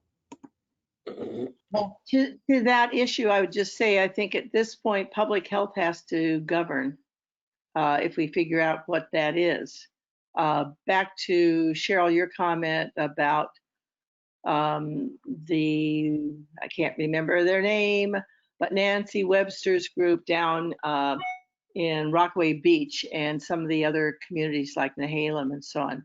They really are a group of citizens that's come together because of toxic spraying in their watershed and the problems it's caused to them, both physically and in the water. And so they really, you know, they can tell you something about that. And I sat through a presentation by a guy who specializes in water quality. And even he said, you know, it's very complicated to try to combine the variety of things that are coming up in their water and know what the ultimate combinations result in. That's not a good sentence, but anyway, I mean, it's the complexity of the chemicals is so weird, and nobody really knows, and they're just spraying stuff and without really knowing. But they don't have you know, they are focused on the rivers that go down to the ocean. They don't have a countywide kind of thing, but they are concerned, and they have come up here to speak, and there are a bunch of 70-year-old folks like some of us who are trying to make change. We know what we need is some basic science. And maybe Chris is as close as we can come. Maybe combination of Chris and Tom Horning, who has some really, you know, amazing knowledge of this county, could help us sort some of this through with as much as we can come up with right now without somebody actually at the state level doing some real analysis. And if it's taken 10 years, that's it, you know, that's not going to happen. Robert, I saw a hand from you. Actually, before you go, I just want to note that Todd Lundy has apparently joined the call. So welcome, Todd. Thank you for joining us. Robert. This is a short tie-in to Harold Gables. This is about how the cow ate the cabbage. The now dead individual who created the group Citizens for Sensible Land Use was a owned land, developable land immediately north of Gerhardt. And so he was one who assured that any planning document omitted the word aquifer. You know, so there's a simple, direct connection that Harold certainly understands. There were persons who wanted to develop and knew that there was a conflict with protecting the aquifer and their God-given property right. And that's all I had to say on it. Just want to acknowledge Harold that yes, the obvious was certainly the case. Gail has commented that she'd like to make a comment. Actually, I'd like to make a suggestion. We could, as staff, reach out to the Watershed Enhancement Board, OWEB, and also to the Water Resources Department with the state and see if we could get some of their staff involved and perhaps attend your next meeting or get them to do a presentation, if that would be agreeable to the committee. I think I'm seeing some nods and some thumbs up, so the sense is probably yes, that's agreeable. Okay, I'll work on that. Can I comment? Just a second. I've got a couple of hands up already. Harold and Jim. Let's start. I think Harold, you were trying to get my attention, and I was only seeing a finger, so I wasn't sure about that. But let's start with Harold. Well, the fingers, because my picture only shows up as a tiny postage stamp print today, so I figured the hand would totally exclude that. The one thing I want to look at going forward with water, and I think it was suggested earlier by you, Cheryl, or somebody else, but one of the things that I've heard our attorney here refer to constantly in Gerhardt is navigable waterways have a whole different set of laws versus those that are not. So going forward, that's what we need to wrap around and look at, whether it's the small streams continuing to raise the temperature of the bigger ones they flow into, and people who have certain interests can play this either way to their own advantage. So looking at, is it navigable or not navigable? And that's one of the things for us to stay right on top of with our eyes on bright, deciding on how we want to go forward with this. Thank you, Harold. Jim? The only comment I have on Gail's offer is that if you could also find the water rights map with water rights on it, because we did not know that Astoria actually has the water rights for Young's River Fall area. So that could also play into any type of policy that we have. I'm sure they have that at the state level. That's it. Okay, I've made a note of that, Jim. Thanks, Gail. Susanna, you had a comment as well. Yes, I think mapping our water resources would be wonderful. I agree with all of the above suggestions. And the Nehalem River Valley, it kind of gets overlooked sometimes, out of sight, out of mind. It is a third of the county land.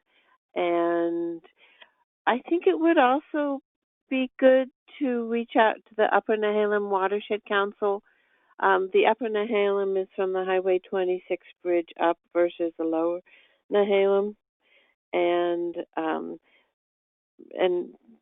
a bit of the Lower Nehalem too for the upper reaches. I mean, the upper part just south of 26. And maybe reach out to landowners to discuss, to say, because I realize that my spring, some of my water is probably state-owned water that's been used since the 1930s, but is not a water rights thing. And I need to resolve that for myself. But I think that it would be good to maybe reach out all the way along, maybe send out a postcard to everybody, at least out here in the county, to say, would you go to online and describe your water or something? And probably half the people would be horrified and never do it, but still. And just to kind of get a sense of the water out here, which I know is very seasonal for a lot of people in the past. That's my comment. Thanks, Susanna. So I just want to make a small suggestion, because I have a foot in a couple of things here at the county. I think one of the things that, especially Commissioner Webb, you have suggested that we don't have significant data to make a lot of these decisions, and I can very much understand that. And as a data analyst, I think I don't see a lot of data around the county in general sometimes, and would like to see more. But I think that is somewhat out of the scope of the comprehensive plan process to either determine or create that data. We can collect it and maybe try to think about what it means for us, but those are different roles. I do think that we've had some interactions with, say, the Soil and Water Conservation District, in which they made pretty clear to us that they don't have the budget to do things like actually measure water quality, which in my head, when thinking about something like a Soil and Water Conservation District, I would think that would be a core role.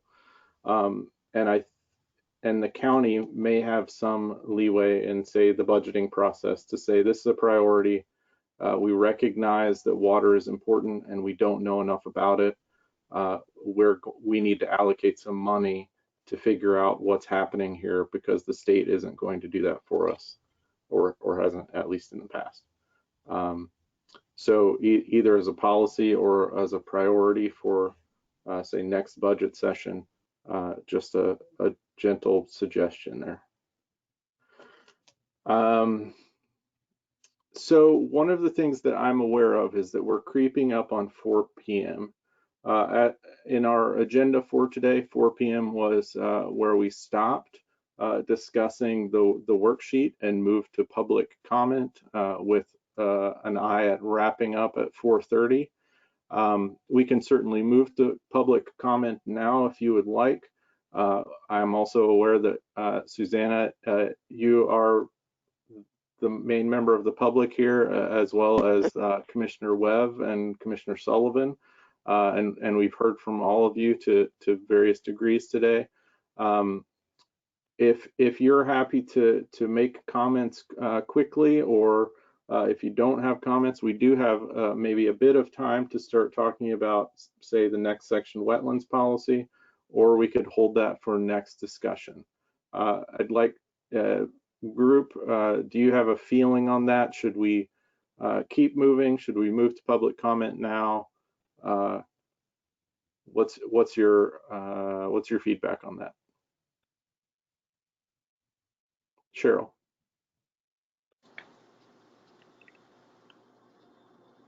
The discussion today has been real quality, although we only got through one of our areas. I would do a vote for continuing this work. There's a lot of good energy, a lot of good brains happening today. I would like to move on. Okay, Jim? I agree. Well, in terms of, maybe I misinterpreted, Cheryl, what you meant. Move on to public comment. Is that what you really meant, Cheryl? I think she meant move on, keep going through the worksheet. Okay. Well, I was. Move on to wetland policies, please. Okay. Well, I was suggesting just we move on to public discussion and commenting. So I'm hearing one for public discussion, maybe two for going on to wetlands. I can say it's one public that I would like to comment for a couple of minutes, and that's it on something, and then discuss wetlands. So how about we do this? How about we modify things slightly to have a public comment period now. I'll give Susanna and the two commissioners, if you would like to take up to 3 minutes each to make public comment. Then we'll go back and use the remainder of the time to discuss wetlands as possible. Does that work for the group? Can I see thumbs up or down for that? Okay, I see some thumbs up. And Gail, I'm conscious if you have messages at the end, we'll try to give you a few minutes as well. So Susanna, can I ask you to limit these comments to 3 minutes? Yes. Thank you. So I actually started the meeting with a comment of if there's some way that they're doing, I think, studying in California, how do you have a home site to have a minimum of water use and have it functional so that you can have a gray water system, you have just, your toilet going through a septic system, it doesn't need much water, really low flow water, showers, all that stuff in the house. Clothes washing, I don't know about, but how can we have a home site develop a place to have a house to increase more of the housing stock with a minimum of water use built in? Because right now there is requirements for a certain flow of water for having a house to develop a piece of property. And I think that, I think that's just, I would love to see if there are ways. And I think on the state level, they were studying gray water systems because in the past, if you had a gray water system, it had to be a full-blown septic system to deal with gray water. And they were working that on the state level a couple of years ago. I don't know where that's at right now, but that's all I have to say. Thanks. Thank you, Susanna. Thank you for coming today. Commissioner Webb, do you have public comment? Okay. Commissioner Sullivan, do you have any comment for us today? Not hearing any. Okay, so, I see you come off mute, Commissioner. No, I'm impressed with the level of detail y'all have been following, and I'm wondering how the other groups are doing on this issue. Gail, is it the same way, or? So we've had 4 of the 6 groups meet so far. You're the 4th group, the countywide. Southwest has taken the approach, and Todd may want to talk about it, but they're divvying up their items into little buckets of discussion items, so they're not trying to tackle everything at once. The Northeast group, I think we've talked about in terms of we started, then we're going to go back and collect some more information. But basically, they're going through the same process that you're working through right now. And I'm missing one, Clatsop Plains. So they went very quickly through their worksheet, and I think they went through the entire worksheet, if I remember correctly. They may want to go back and revisit some of it, because I think there was some discussion early on that was not conducive perhaps to reviewing the policies. So, Surge. Thank you, Gail. Is Southwest Jewel? Is the Nehalem area also Southwest? No, it's the LC Jewel Seaside Rural, Susanna, and their meeting is Tuesday, this coming Tuesday, the 21st at 10 a.m. Okay. Thank you, Gail. So I will try to give us 20 minutes here to talk to move up to 4:25 by my clock, and then we usually have some wrapping up messages either from staff or from each other. So let's go to wetlands policy. Policy 1, the county will protect identified significant freshwater wetlands for which no conflicting uses have been identified from incompatible uses. Any comments or explanation of that passage? So if I may, just a quick explanation. In goal 5, there is a map of wetlands which were identified. We had Duncan Thomas do a study, and they're listed in a map in your comprehensive plan goal 5. And so those are the wetlands that they are specifically referring to here. Thank you. A magic term is significant, you know, and how the federal and state wetlands inventories come together. And I'm not up to date, but there's some magnificent work that has been done governmentally, you know, so that one can look online and see, you know, and it's pretty close to reality, which is kind of contrary to the old way of deciding what was an important wetland. You know, it was needless to say, a hot topic.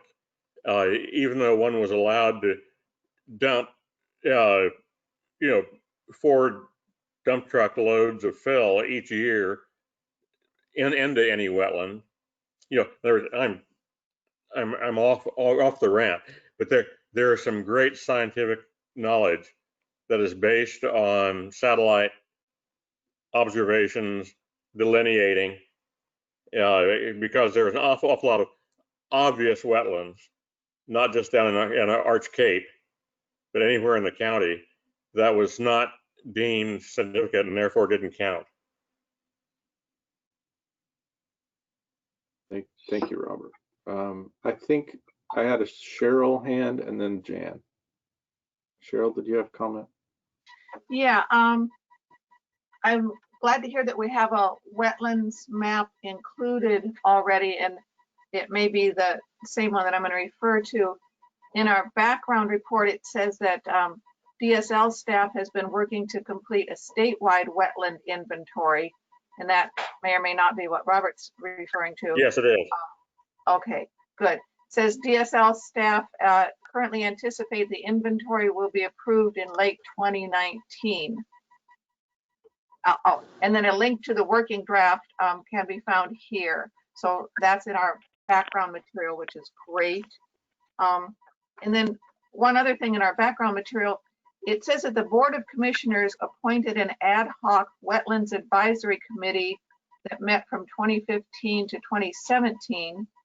The committee presented 4 recommendations to the board on March 22nd, 2017.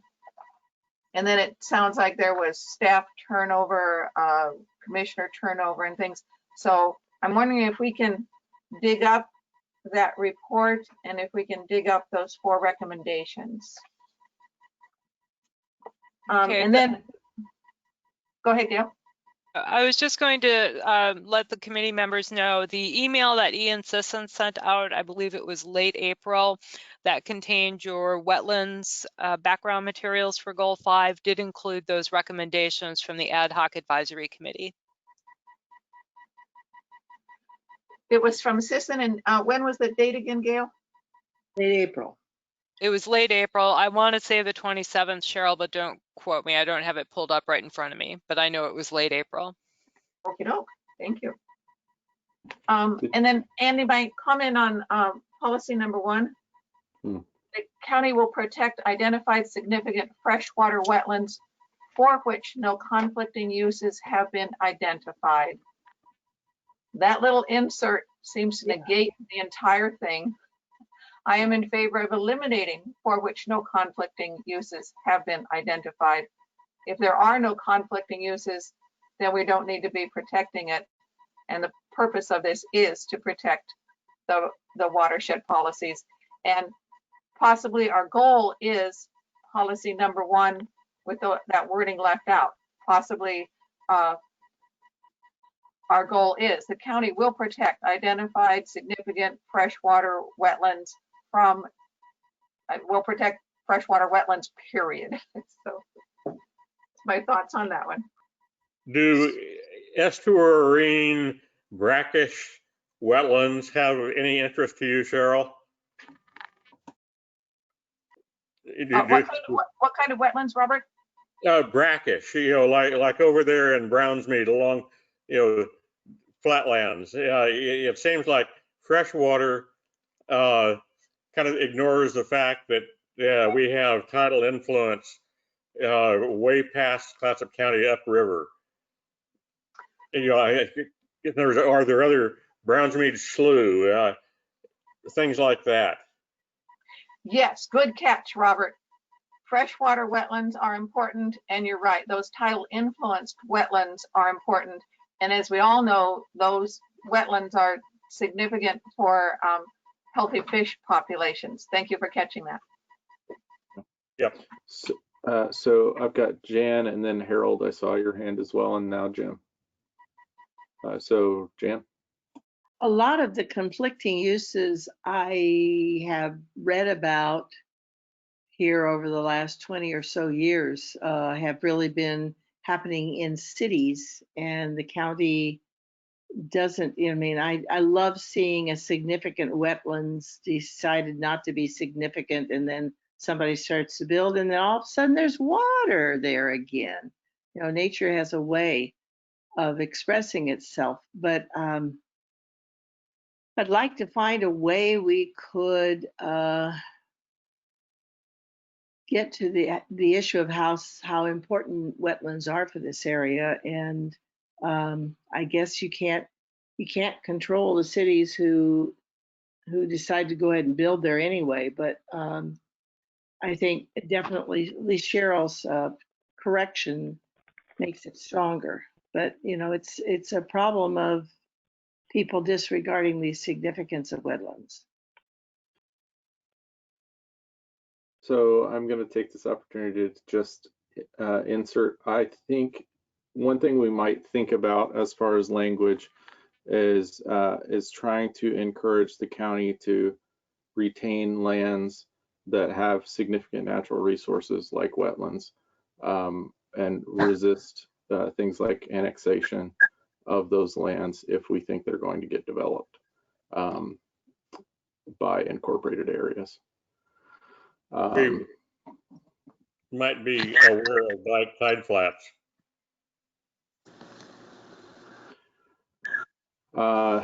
Harold and then Jim, I think is the order we had. One of the things I'd like to see is defining, and Robert, you kind of led up to this in good part, wetlands from water rights.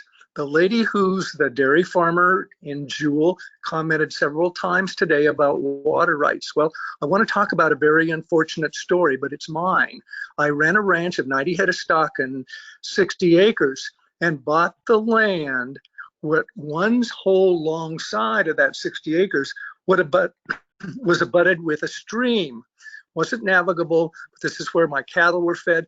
We said, okay, the stream is divided by the land to the east, the land to the west.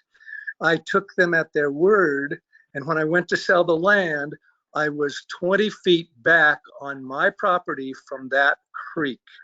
So I had no ruling for water rights from that without being a separate entity constructed before you buy the land. So if your land does not have a stream, navigable or not, going through it or being bordered inclusive of half of that stream, then you don't have water rights to stand on. Hard lesson, but it was mine. Thanks. Just a tiny piece for Harold, just on to Harold, he's mentioned navigable streams. I think that's navigable as of about 1878. There's a particular time. So you have odd cases where a ditch was dug, there was no navigability, but just another piece to throw in the back of your head when you say navigable. As of 150 years ago, and this is saying where the state of Oregon is not going to bring it up to you because it's just one of those oddball things that matter to people like you and to me who have waters on their property that some may call the Skippanon River, and I point out it didn't exist in 1878 up in this part of the world. In the rent, but I just wanted to bring up, when you say navigability as of about 1878. Commissioner, was your comment on this particular issue? I mean, the issue that Harold and Robert are talking about. Okay, yeah, and you're on mute. Okay. Yeah, at the moment, there is a very, very controversial action being taken by the Trump administration to completely redefine what navigable waterways are in the United States. This is an enormous issue because it has been kind of the basis of federal water legislation. And basically what they're trying to do is to have much fewer streams and rivers in the United States having to be regulated for development by NEPA. And it's very, very controversial. It so far, and probably, unfortunately, they have tried, what they're doing is trying to do it through regulation. And I think they actually already have been sued because, of course, they're trying to basically do away with NEPA in big chunks. And this is part of it. So the whole issue of a navigable waterway is highly, highly controversial right now in the United States. So it's maybe a word that you want to stay away from. Thank you, Commissioner. Thank you. Jim. Yeah, actually, I agree with Commissioner Sullivan on that, because when an administration comes into power, they usually try to tweak the regulations in one way or the other. I've seen it go both ways depending upon what administration is in there. Right now, it's absolutely true. This administration is trying to reduce the amount that's classified as navigable. Beside that, though, there are rather set protocols of identifying wetlands, regardless if it's navigable or not. And that has to do with the vegetation. So there are quite protocols, and I'm not sure in this state, probably so, that a biologist will have to be qualified in order to conduct a survey to determine if it's a wetlands or not, based on the vegetation. So we may want to essentially reinforce that notion and leave out navigable, just say, because this policy initially was written as freshwater wetlands, nothing about navigable. So my suggestion is leave it as such, and we may want to just include something to do with as defined by, and we would have to refer to, say, a state protocol. Thank you, Jim. Is there further discussion on this policy one?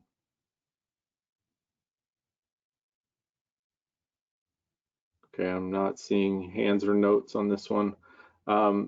So let's move to policy 2. Policy 2 is a 10-acre site within wetland site 6 shall be provided for gravel extraction. And there is a staff note.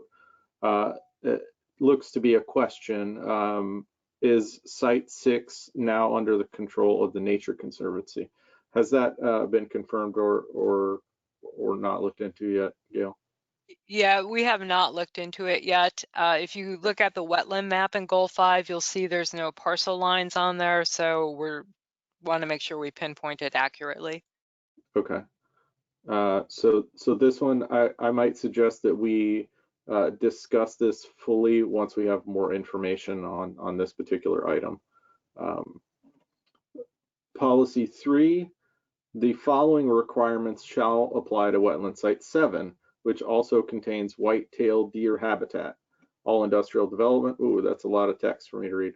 All industrial development shall be located north of the railroad right-of-way. The area between the railroad right-of-way and US Highway 30 shall be designated for protection of its wetland characteristics.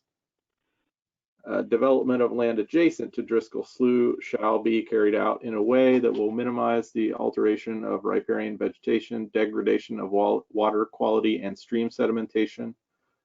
Proposed development will be evaluated against the Department of Fish and Wildlife's management objectives of maintaining vegetative cover, particularly riparian vegetation, and the maintenance of corridors that provide for deer movement between habitat areas. Construction of a bridge or other transportation access across the slough shall be the minimum necessary to accomplish the project. Piling is preferred to filling for any access corridor across Driscoll Slough. Industrial development on the eastern portion of the site shall be designed to minimize or avoid the removal of riparian vegetation along Westport Slough. Riparian vegetation removal shall be permitted where direct access to the water is required. Filling of the site shall not be permitted until a specific development proposal has been reviewed and approved by the county. Sorry to have read all of that. Robert, I see a hand. This entire section is a red hot subject to the Chinook Indian Nation because of the white-tailed deer. So they can laugh and scoff at any suggestion of east of this or west of that, when obviously the deer are not going to obey the signs. So I'm just saying that this whole area is, I'll throw that into the sacred area. Anything that relates to the white-tailed deer, which most of this does, they are clearly flatly opposed to any degradation of the habitat. Thank you, Robert. I see Cheryl and Jan. These are obviously very specific protections for a very specific area, and it's mostly in Westport. And I'm wondering if Commissioner Sullivan is still on the line, and if she can lend any light on this. There have been recent developments in Westport, and I know that there are some that are still proposed. So there's a lot of development currently happening there. And if Kathleen can speak about whether that development is related to this or not. This is Commissioner Sullivan. I don't have anything I can add to that. I know that we are having an upcoming work session on Westport. Some of the things that are going on in Westport, but I'm sorry I can't add anything to this. Where it's mostly in relation to the park and possibly you know, a road enhanced for Teven Brothers, well, to get their product to market. But I'm not exactly sure. We're gonna have a work session on it coming up, and I'm sorry, I don't know more than that.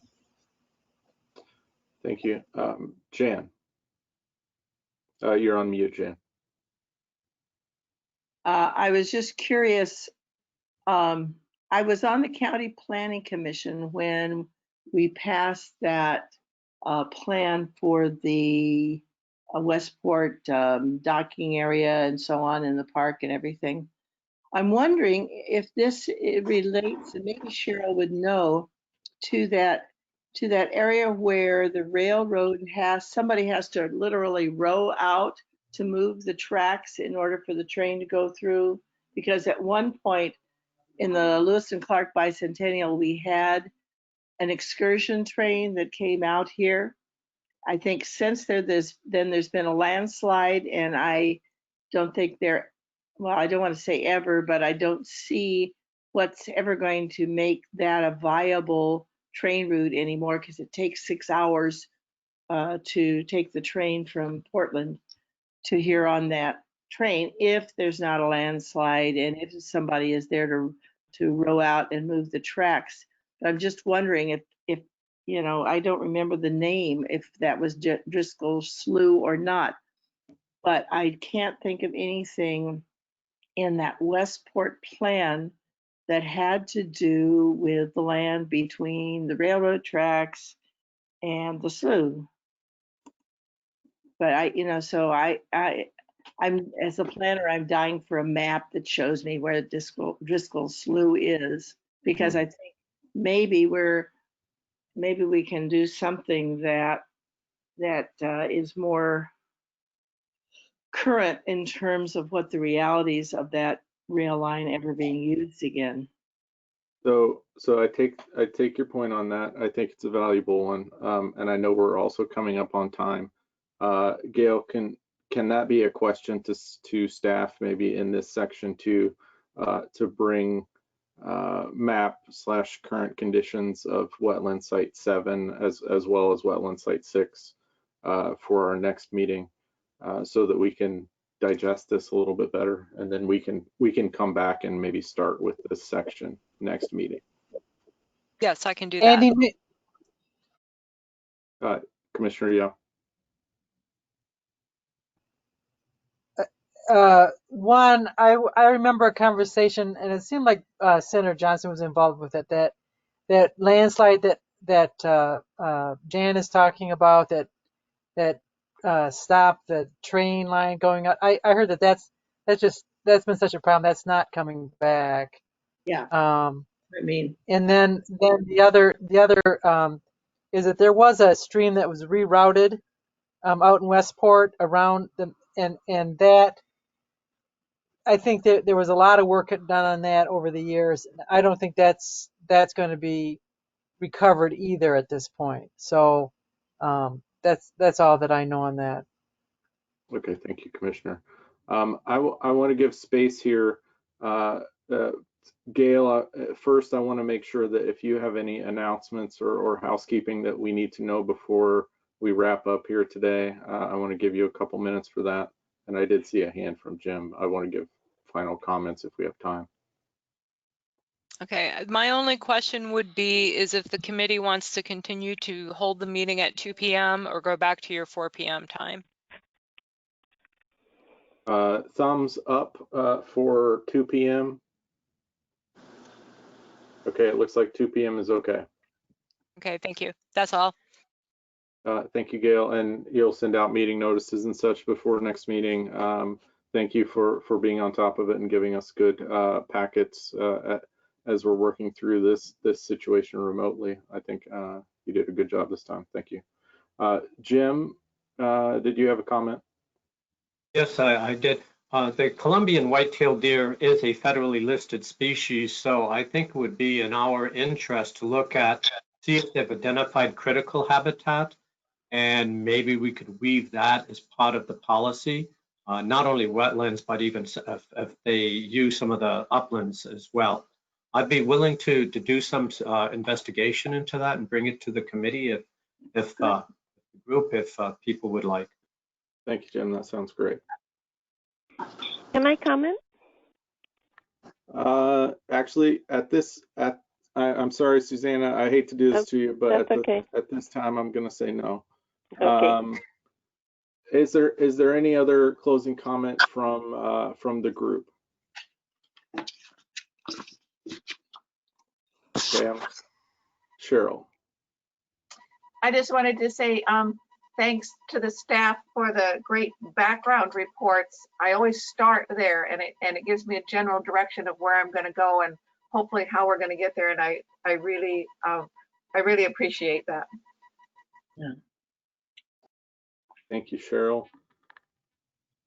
Oh, also, I'm looking for, well, I also appreciate that Gail has been putting together the workshops for us. Unfortunately, I'm going to miss the one in August. But the other folks on the Northeast group were very glad to have that, and feeling like that this entire goal was big and beyond them in some areas. And so they are most appreciative of the workshop coming up. That's all. Agreed. So seeing no other hands at the moment, we have reached the end of our agenda and allotted time for today.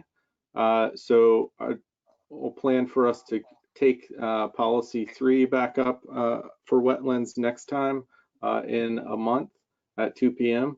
I appreciate all of your time and input, and including commissioners and members of the public. Thank you for being here. We are adjourned.